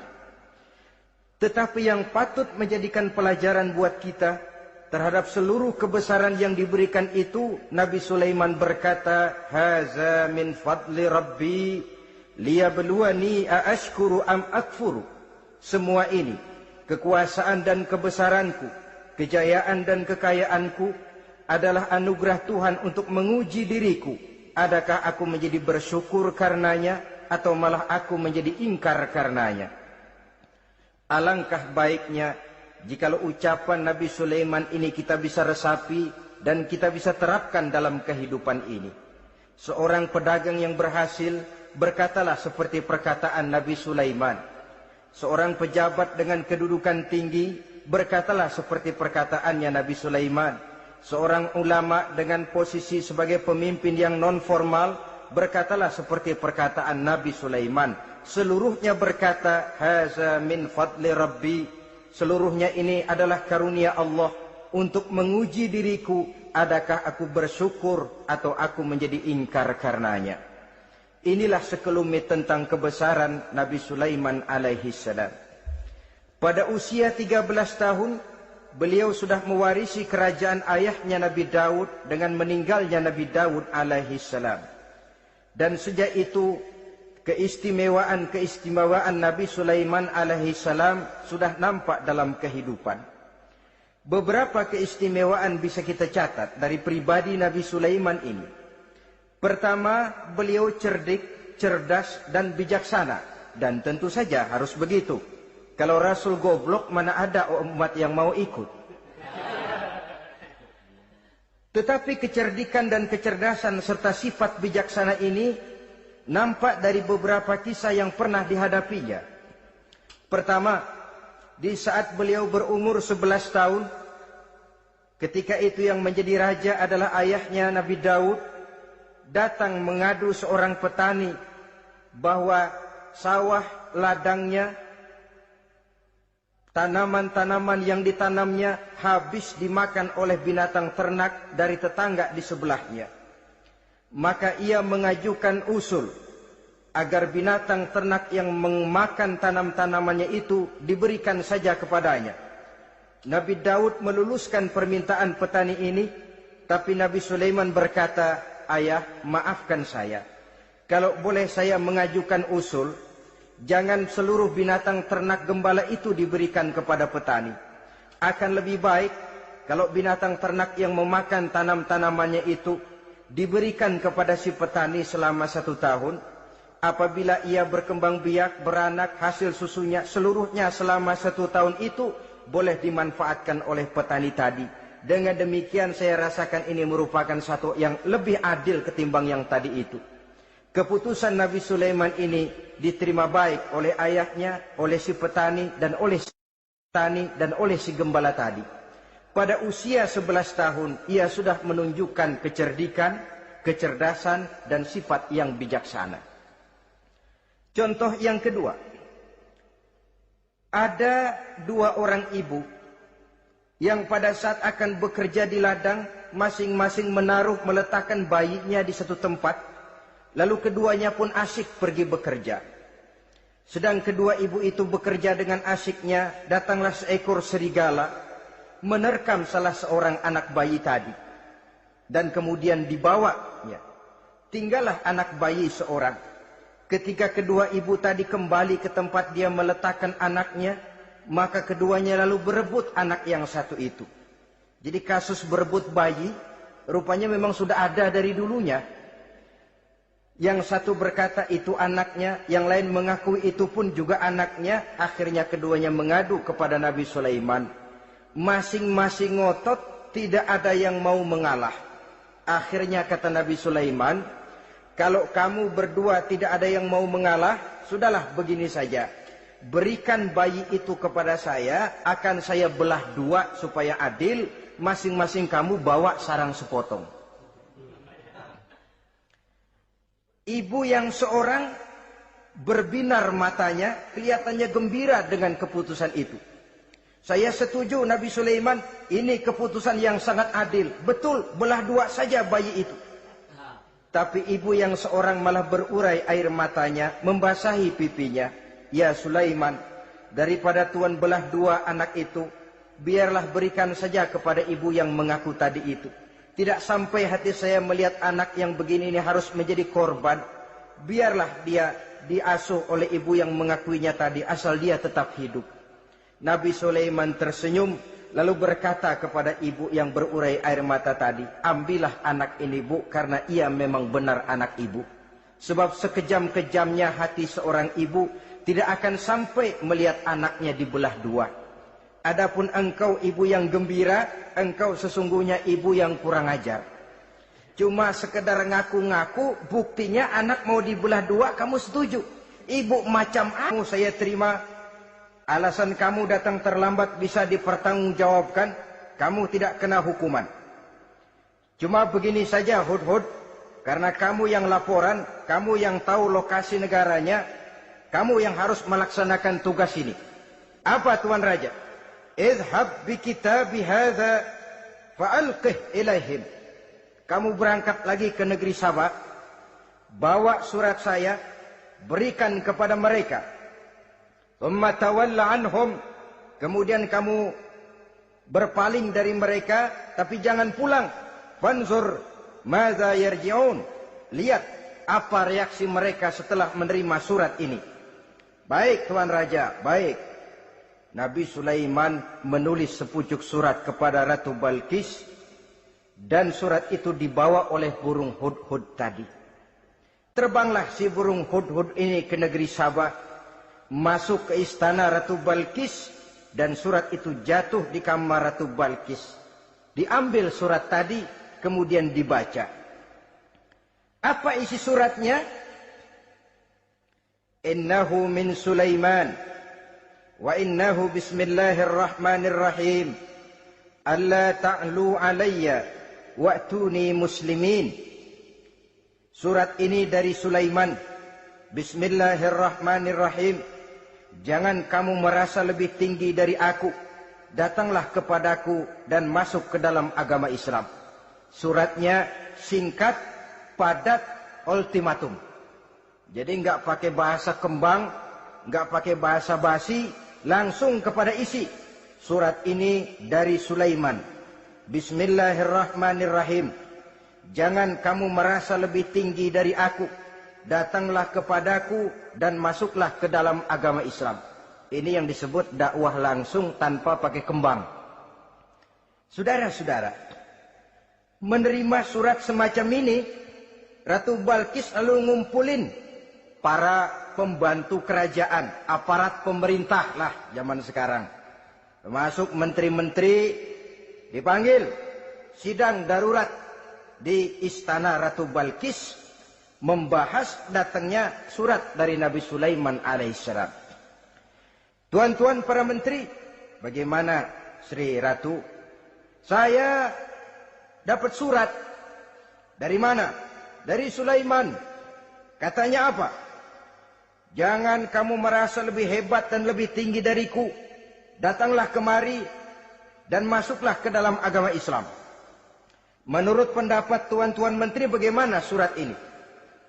Apa kita penuhin permintaannya? Kita datang rame-rame masuk Islam? Oh, kata menteri, jangan dulu tuanku. Gengsi dong. Kita ini kan kerajaan besar. Tentara kita gagah. Masa mau menyerah tanpa syarat? Ini kan kerajaan besar. Tentara kita gagah. Masa mau menyerah tanpa syarat? Soal nanti kita kalah atau menang itu soal lain, Tuan Ratu. Tapi bahwa kita punya harga diri itu harus kita tunjukkan lebih dulu. Jadi menurut Tuan Menteri bagaimana? Kami sih nunggu komando Tuan Putri saja. Artinya kalau boleh perang saja. Cuma mau duluin takut dikira nyelongcong. Kami sih gimana komando Tuan Ratu saja. Tuan komandokan berangkat, kami segera berangkat. Terserah Tuan Putri, kami seluruhnya loyal, taat dan setia menunggu titah dari Sri Paduka Ratu. Terima kasih para menteriku. Soal kesetiaanmu saya tidak meragukan. Tapi perang dimanapun selalu membawa kerugian. Kita menang, rugi, tentu jatuh korban. Apalagi kalau kita kalah. Dan raja-raja yang mengalahkan negeri-negeri lain selalu membawa kehinaan kepada negeri yang dikalahkannya. Jadi bagaimana? Sekarang begini saja. Kita ambil jalan tengah. Lalu, diplomasi dulu. Diplomasi macam apa Tuan Ratu? Kita kirim utusan kepada Nabi Sulaiman. Dari sana nanti kita lihat reaksinya. Saya memang selama ini sudah dengar siapa itu Nabi Sulaiman. Katanya orang yang masih muda, masih bujangan, bijaksana, kekuasaannya besar, tentaranya hebat. Cuma kan baru berita, kita cek. Jadi diplomasi macam apa Tuan Ratu? Kita kirim utusan kepada Raja Sulaiman. Kita bawakan hadiah-hadiahnya. Yang mahal-mahal, mewah-mewah, menarik. Pokoknya yang terbaik di negeri kita, berikan kepadanya. Lihat reaksinya. Kalau dia tergiur dengan hadiah itu, dia raja, bukan nabi. Tapi kalau dia menolak hadiah itu, dia memang nabi. Dan apa reaksi kita nanti tergantung sikap Nabi Sulaiman. Aha, kalau begitu setujulah Ratu. Itu memang bijaksana. Diplomasi dulu. Iya, jangan datang-datang main perang aja loh. Perang sih gampang. Tapi ini kan ada meja perundingan. Sepanjang masih kita bisa menempuh jalan damai, damai saja dulu. Baik. Maka diaturlah satu barisan diplomasi untuk menuju Palestina, kerajaan Nabi Sulaiman alaihissalam. Rombongan terdiri dari 500 orang laki-laki dan 500 orang perempuan. Yang laki ganteng, yang perempuan cantik. Yang laki dikendarai dengan kuda-kuda pilihan, dan yang perempuan dikendarai dengan keledai-keledai pilihan.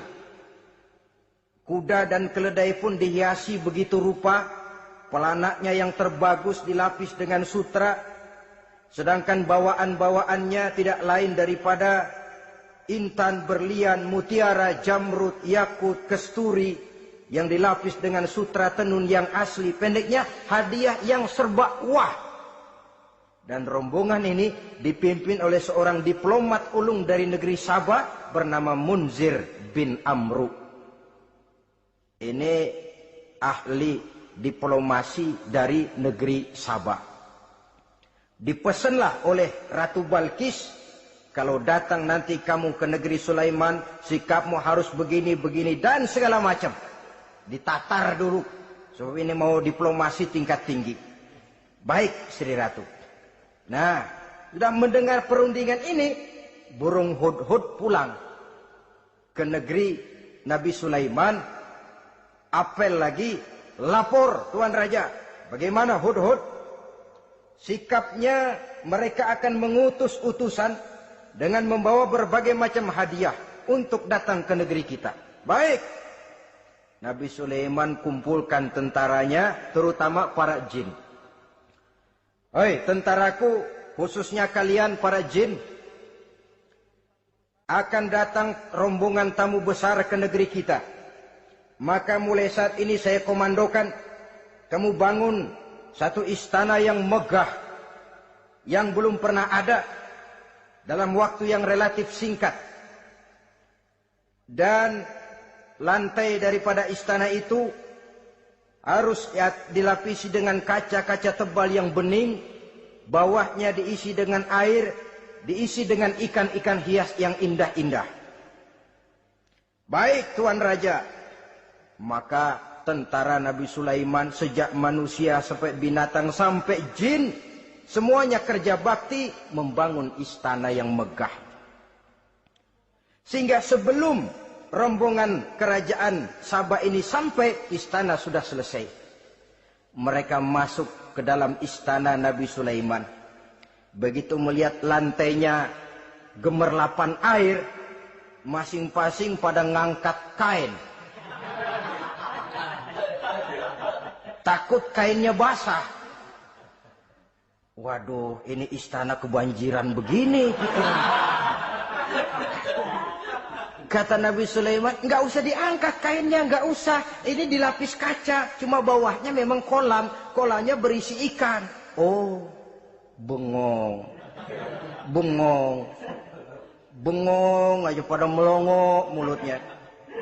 Saudara-saudara, jadi persis orang yang tinggal di puncak gunung datang ke tengah-tengah kota. Kan noraknya minta ampun. Apaan aja ditunjuk. Apaan aja dilihat, apaan aja ditunjuk. Ini ya, itu ya, wah. Wah, sudah semuanya serba wah. Jadi kalau istilah tingkat diplomasinya, mereka sudah kalah mental. Dan itu sudah kemenangan pertama dari Nabi Sulaiman. Sudah shock. Mereka merasa negeri Sabah kaya, luar biasa, hebat. Begitu datang ke negeri Sulaiman, mereka jadi orang norak kayaknya. Sudah kumpul, nah selamat datang tuan-tuan ke negeri kami. Ada pesan apa? Majulah Munzir bin Amru. Tuan Sulaiman, bagaimana? Kami diutus oleh Sri Baginda Ratu Balkis untuk menyampaikan hadiah-hadiah yang kami bawa ini. Intan, berlian, yakut, jamrud, kesturi, dan barang-barang mahal lainnya. Mudah-mudahan Tuhan bisa menerima dengan senang hati. Nabi Sulaiman tersenyum. Lalu beliau berkata, "Atumiddunani," untuk selamanya ya Rasul. Dalam kondisi semacam itu, azahrul ardi khairul lana ambatniha. Mana yang lebih baik ya Rasul buat kami kalau sudah ditinggalkan oleh Tuhan? Permukaan bumi atau perut bumi yang lebih baik? Ini pertanyaan dengan bahasa kinayah. Permukaan bumi maksudnya hidup. Perut bumi maksudnya mati. Orang kalau sudah masuk ke perut bumi kan habis. Ya Rasul, kalau engkau sudah tidak ada meninggalkan kami semua, mana yang lebih baik buat kami, hidup atau mati? Bukan main pertanyaan ini. Di satu sisi menggambarkan cintanya sahabat kepada Nabi. Sehingga kalau tidak bisa mati bersamaan, biarlah mati beriring saja.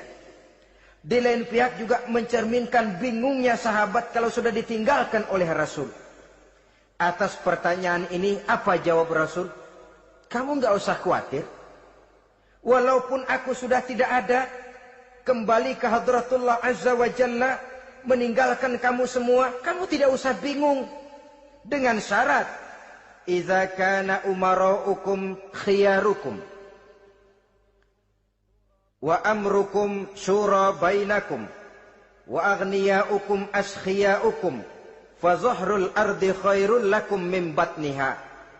Kalau saja para umara, kalau saja pemimpin-pemimpin kamu adalah orang-orang yang terbaik di antara kamu, dan seluruh persoalan yang kamu hadapi dapat kamu musyawarahkan dengan baik, lalu orang-orang kaya di antaramu adalah orang-orang yang dermawan, ketika itu walaupun aku sudah tidak ada, hidup lebih baik daripada mati, permukaan bumi lebih baik daripada perut bumi. Dengan catatan 3 tadi, pemimpinmu orang yang terbaik di antara kamu, segala persoalan kamu musyawarahkan, dan orang kayamu orang dermawan. Walaupun aku tidak ada, hidup lebih baik daripada mati. Tapi sebaliknya kata Nabi, idza kana umaraukum syirarukum. Kalau umarokmu, pemimpin-pemimpinmu adalah orang-orang yang terjahat di antara kamu. Wa amrukum ala nisaikum. Dan segala urusanmu sudah diatur oleh perempuan.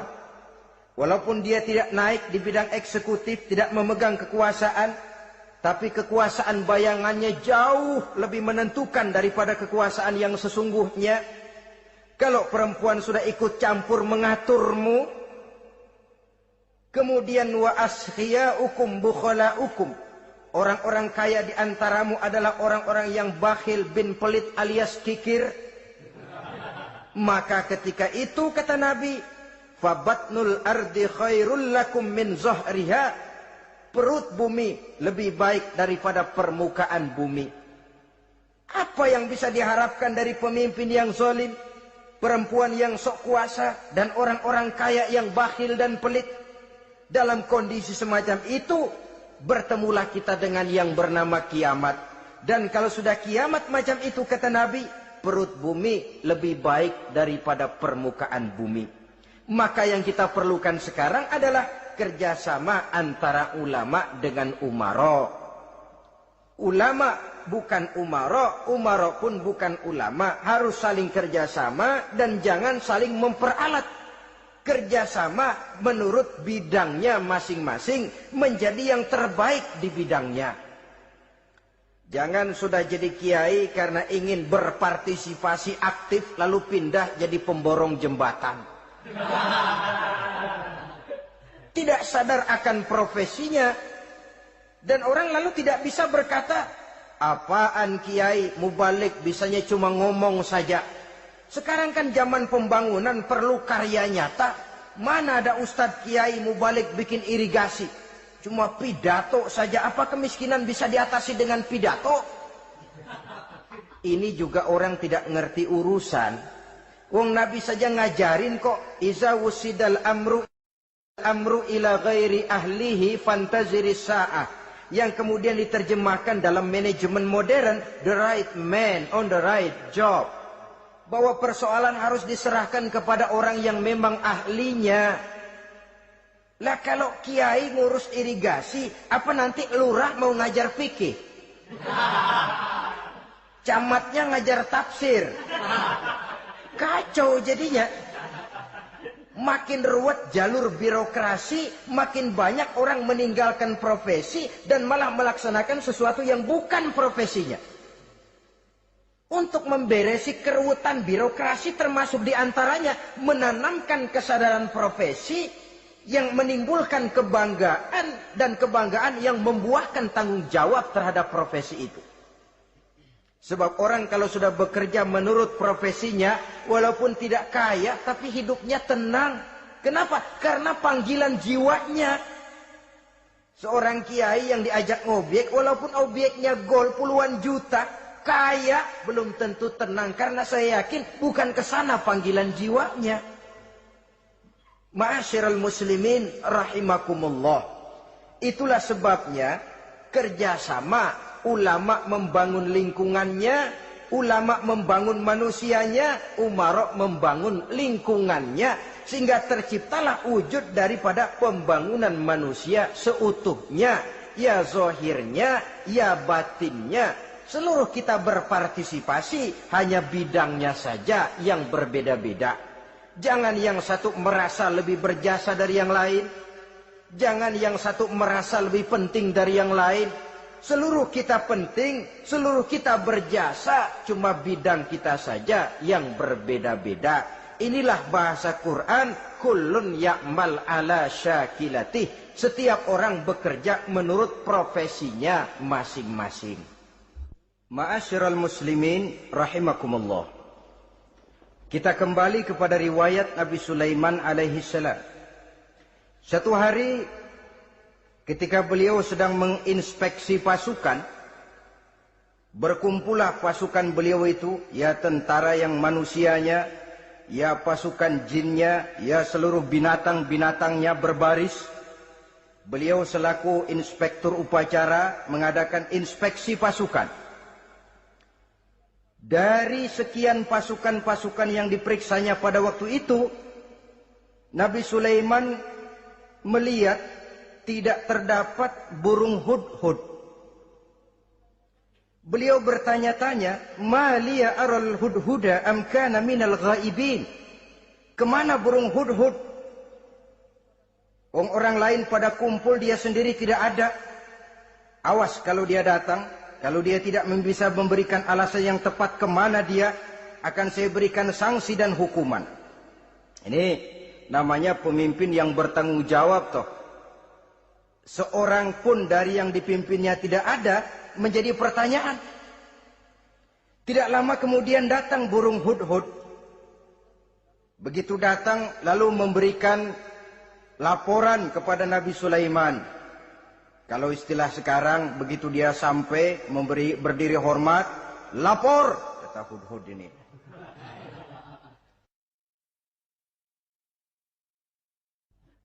Bagaimana hudhud? Maaf Tuan Raja, saya terlambat. Iya, kenapa terlambat? Patroli Tuan Raja.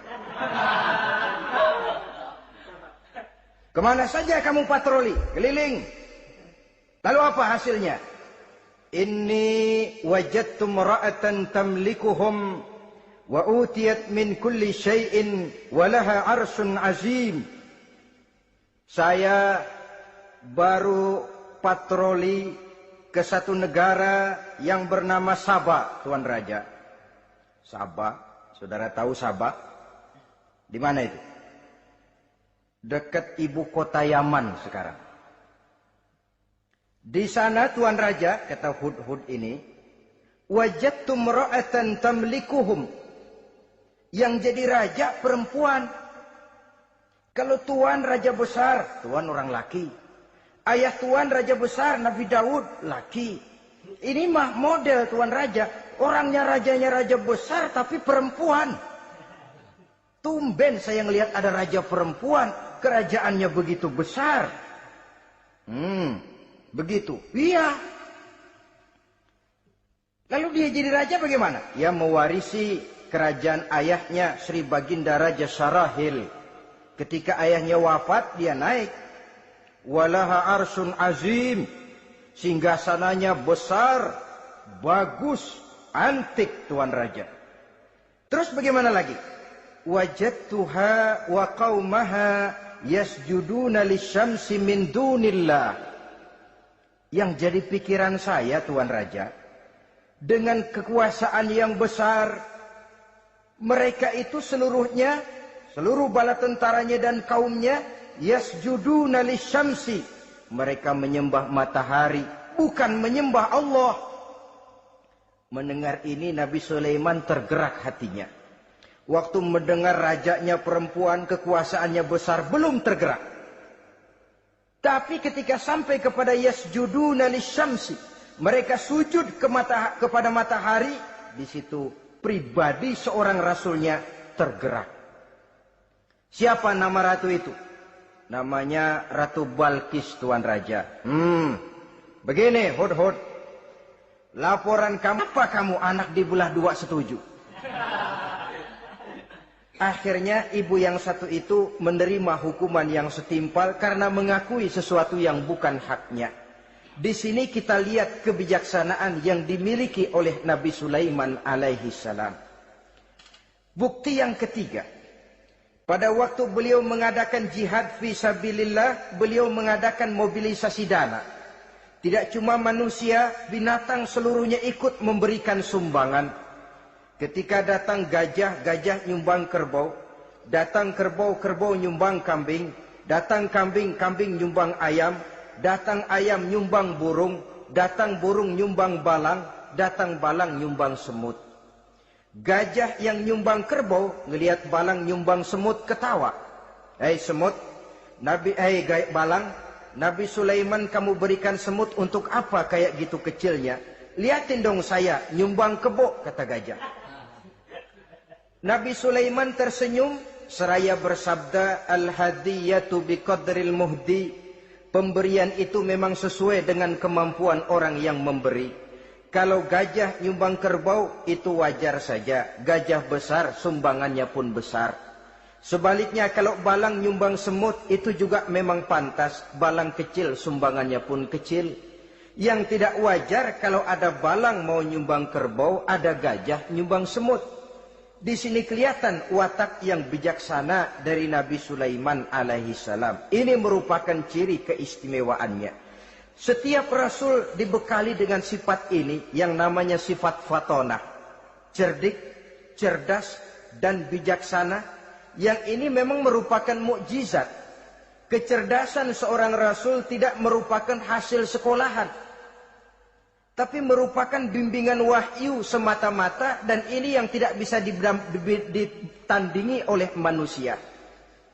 Jadi jangan lalu ngambil dalih Rasul aja nggak sekolah pinter, lalu ikut nggak sekolah, ya goblok terus. Itu khususiat kok. Sifat yang namanya fatona itu merupakan bimbingan daripada wahyu. Adapun manusia, jikalau dia mau cerdik, jikalau dia mau cerdas, jikalau dia mau bijaksana, dia harus belajar. Ya lewat bangku sekolah, ya lewat teman bergaul, ya lewat bertanya kepada orang-orang pandai, atau autodidak dengan hidup banyak membaca dari kehidupan ini. Dengan demikian nilai kecerdikan, kecerdasan dan kebijaksanaannya akan bisa meningkat adanya. Ini keistimewaan pertama. Keistimewaan yang kedua, Nabi Sulaiman diberikan kekuasaan oleh Allah sehingga bisa menguasai angin, jin, bahkan juga mengerti segala macam bahasa binatang. Menguasai angin, beliau bisa menundukkan angin ribut dan memerintahkannya angin itu. Dalam surah Al-Anbiya ayat 81 kita temukan, wali Sulaiman ar-riha asifatan tajri bi amrihi ilal ardil lati barakna fiha. Dan bagi Sulaiman, ia mampu menundukkan angin ribut yang bertiup menurut perintahnya ke permukaan bumi yang kami berkahi di dalamnya. Menguasai angin, barangkali istilah sekarangnya, memahami betul meteorologi. Itu sebabnya mukjizat hanya diberikan kepada Rasul. Orang yang jiwanya sudah stabil. Coba kalau potongan kita diberikan keistimewaan bisa ngatur angin, Saban Sari main angin. Nggak boleh ada orang kita keselin. Kesel sama orang, undang angin, hantam saja. Maka mukjizat semacam ini hanya diberikan kepada orang yang jiwanya sudah stabil. Ada satu cerita, namanya juga cerita, tapi kebenarannya mendekati. Seorang wali di tanah Jawa, sholat Jumat di Masjidil Haram di Mekah itu. Namanya wali kalau di Jawa kan pakai belangkon. Dia sembahyang di Masjidil Haram. Ini ada orang Arab usil, tumben ngelihat belangkon. Ini apa di tengah masjid? Dia tepak belangkon itu, miring di atas kepala.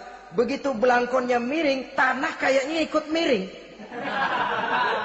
Sehingga penduduk heran, ini apa tanah jadi miring begini? Lalu ada seorang wali juga yang alim dan mengerti, lihat-lihat di tengah Masjidil Haram ada belangkon miring di atas kepala. Jangan-jangan ini sebabnya ini. Dia samperin, dia dananin lagi tuh belangkon rata, tanah kelihatannya kayak rata lagi. Keistimewaan seperti ini pun hanya diberikan kepada orang yang jiwanya memang sudah stabil. Coba kayak kita diberikan keistimewaan kayak begitu, main belangkon melulu. Saudara-saudara kaum muslimin rahimakumullah, juga bisa menguasai jin, memerintahkan jin, dan juga mengerti segala macam bahasa binatang. Kita bisa lihat dalam surah As-Saba ayat 12 misalnya. Demikian juga tentang mengerti bahasa binatang. Pada satu hari Nabi Sulaiman dan bala tentaranya lewat di satu lembah. Lembah itu kebetulan lembah semut. Ketika mereka lewat di lembah itu, Raja Semut lihat dari kejauhan, dia pidato kepada rakyatnya para semut itu. Apa katanya? Ya ayyuhan namlu dukhulu masakinakum, la yahtimannakum Sulaiman wa junuduh wa hum la yash'urun. Jadi ini Raja Semut melihat Nabi Sulaiman datang bersama seluruh bala tentaranya, dia pidato kepada rakyatnya. Saudara-saudaraku rakyat semut, di mana saja suara saya bisa didengar. Perhatikan, lembah itu kebetulan lembah semut. Ketika mereka lewat di lembah itu, Raja Semut lihat dari kejauhan, dia pidato kepada rakyatnya para semut itu. Apa katanya? Ya ayyuhan namlu dukhulu masakinakum, la yahtimannakum Sulaiman wa junuduh wa hum la yash'urun. Jadi ini Raja Semut melihat Nabi Sulaiman datang bersama seluruh bala tentaranya, dia pidato kepada rakyatnya. Saudara-saudaraku rakyat semut, di mana saja suara saya bisa didengar. Perhatian, perhatian. Ini Nabi Sulaiman mau lewat dengan seluruh bala tentaranya. Kamu semua supaya masuk ke dalam lubang kamu masing-masing. Sebab kalau kamu nggak masuk ke lubangmu masing-masing, akan diinjak oleh Sulaiman dan bala tentaranya, sedangkan mereka tidak tahu kalau kamu kena injak. Masuklah semut itu seluruhnya ke dalam lubangnya masing-masing. Nabi Sulaiman senyum. Fatabassama dhahikan min qawliha. Mendengar ucapan Raja Semut ini, Nabi Sulaiman tersenyum. Lalu berkata, apa katanya? Rabbi auzi'ni an ashkura ni'mataka allati an'amta alayya wa ala walidayya wa an a'mala salihan tardahu wa adkhilni birahmatika fi ibadika salihin. Satu pengakuan yang tulus, yang jauh dari watak kesombongan. Mendengar Raja Semut berkata semacam itu, beliau senyum. Lalu berkata, wahai Allah, tetapkan kiranya hati saya ini untuk selalu bersyukur terhadap nikmat yang engkau karuniakan kepada saya. Karena nikmatku, nikmat yang engkau berikan kepadaku, saya mengerti bahasa binatang. Karena mengerti bahasa binatang, saya mengerti seruan Raja Semut itu. Tetapkan saya untuk selalu bersyukur ya Allah atas nikmat yang engkau berikan ini, atas nikmat yang engkau berikan kepada kedua orang tua saya, dan tetapkan saya untuk selalu melakukan amal soleh yang engkau ridhoi, dan masukkan saya ke dalam golongan hamba-hambamu yang soleh. Satu pengakuan yang tulus, yang jauh dari sifat kesombongan. Mungkin kalau sombong yang lahir, begitu dengar Nabi Sulaiman bahwa semut ngomong begitu, beliau akan berkata, iya masuk gede buruan. Tapi kan tidak. Malah beliau perintahkan bala tentaranya, pasukan berhenti. Ada apa Nabi Sulaiman? Di depan kita ada kerajaan semut. Mereka lagi kocar-kacir masuk ke sarangnya masing-masing.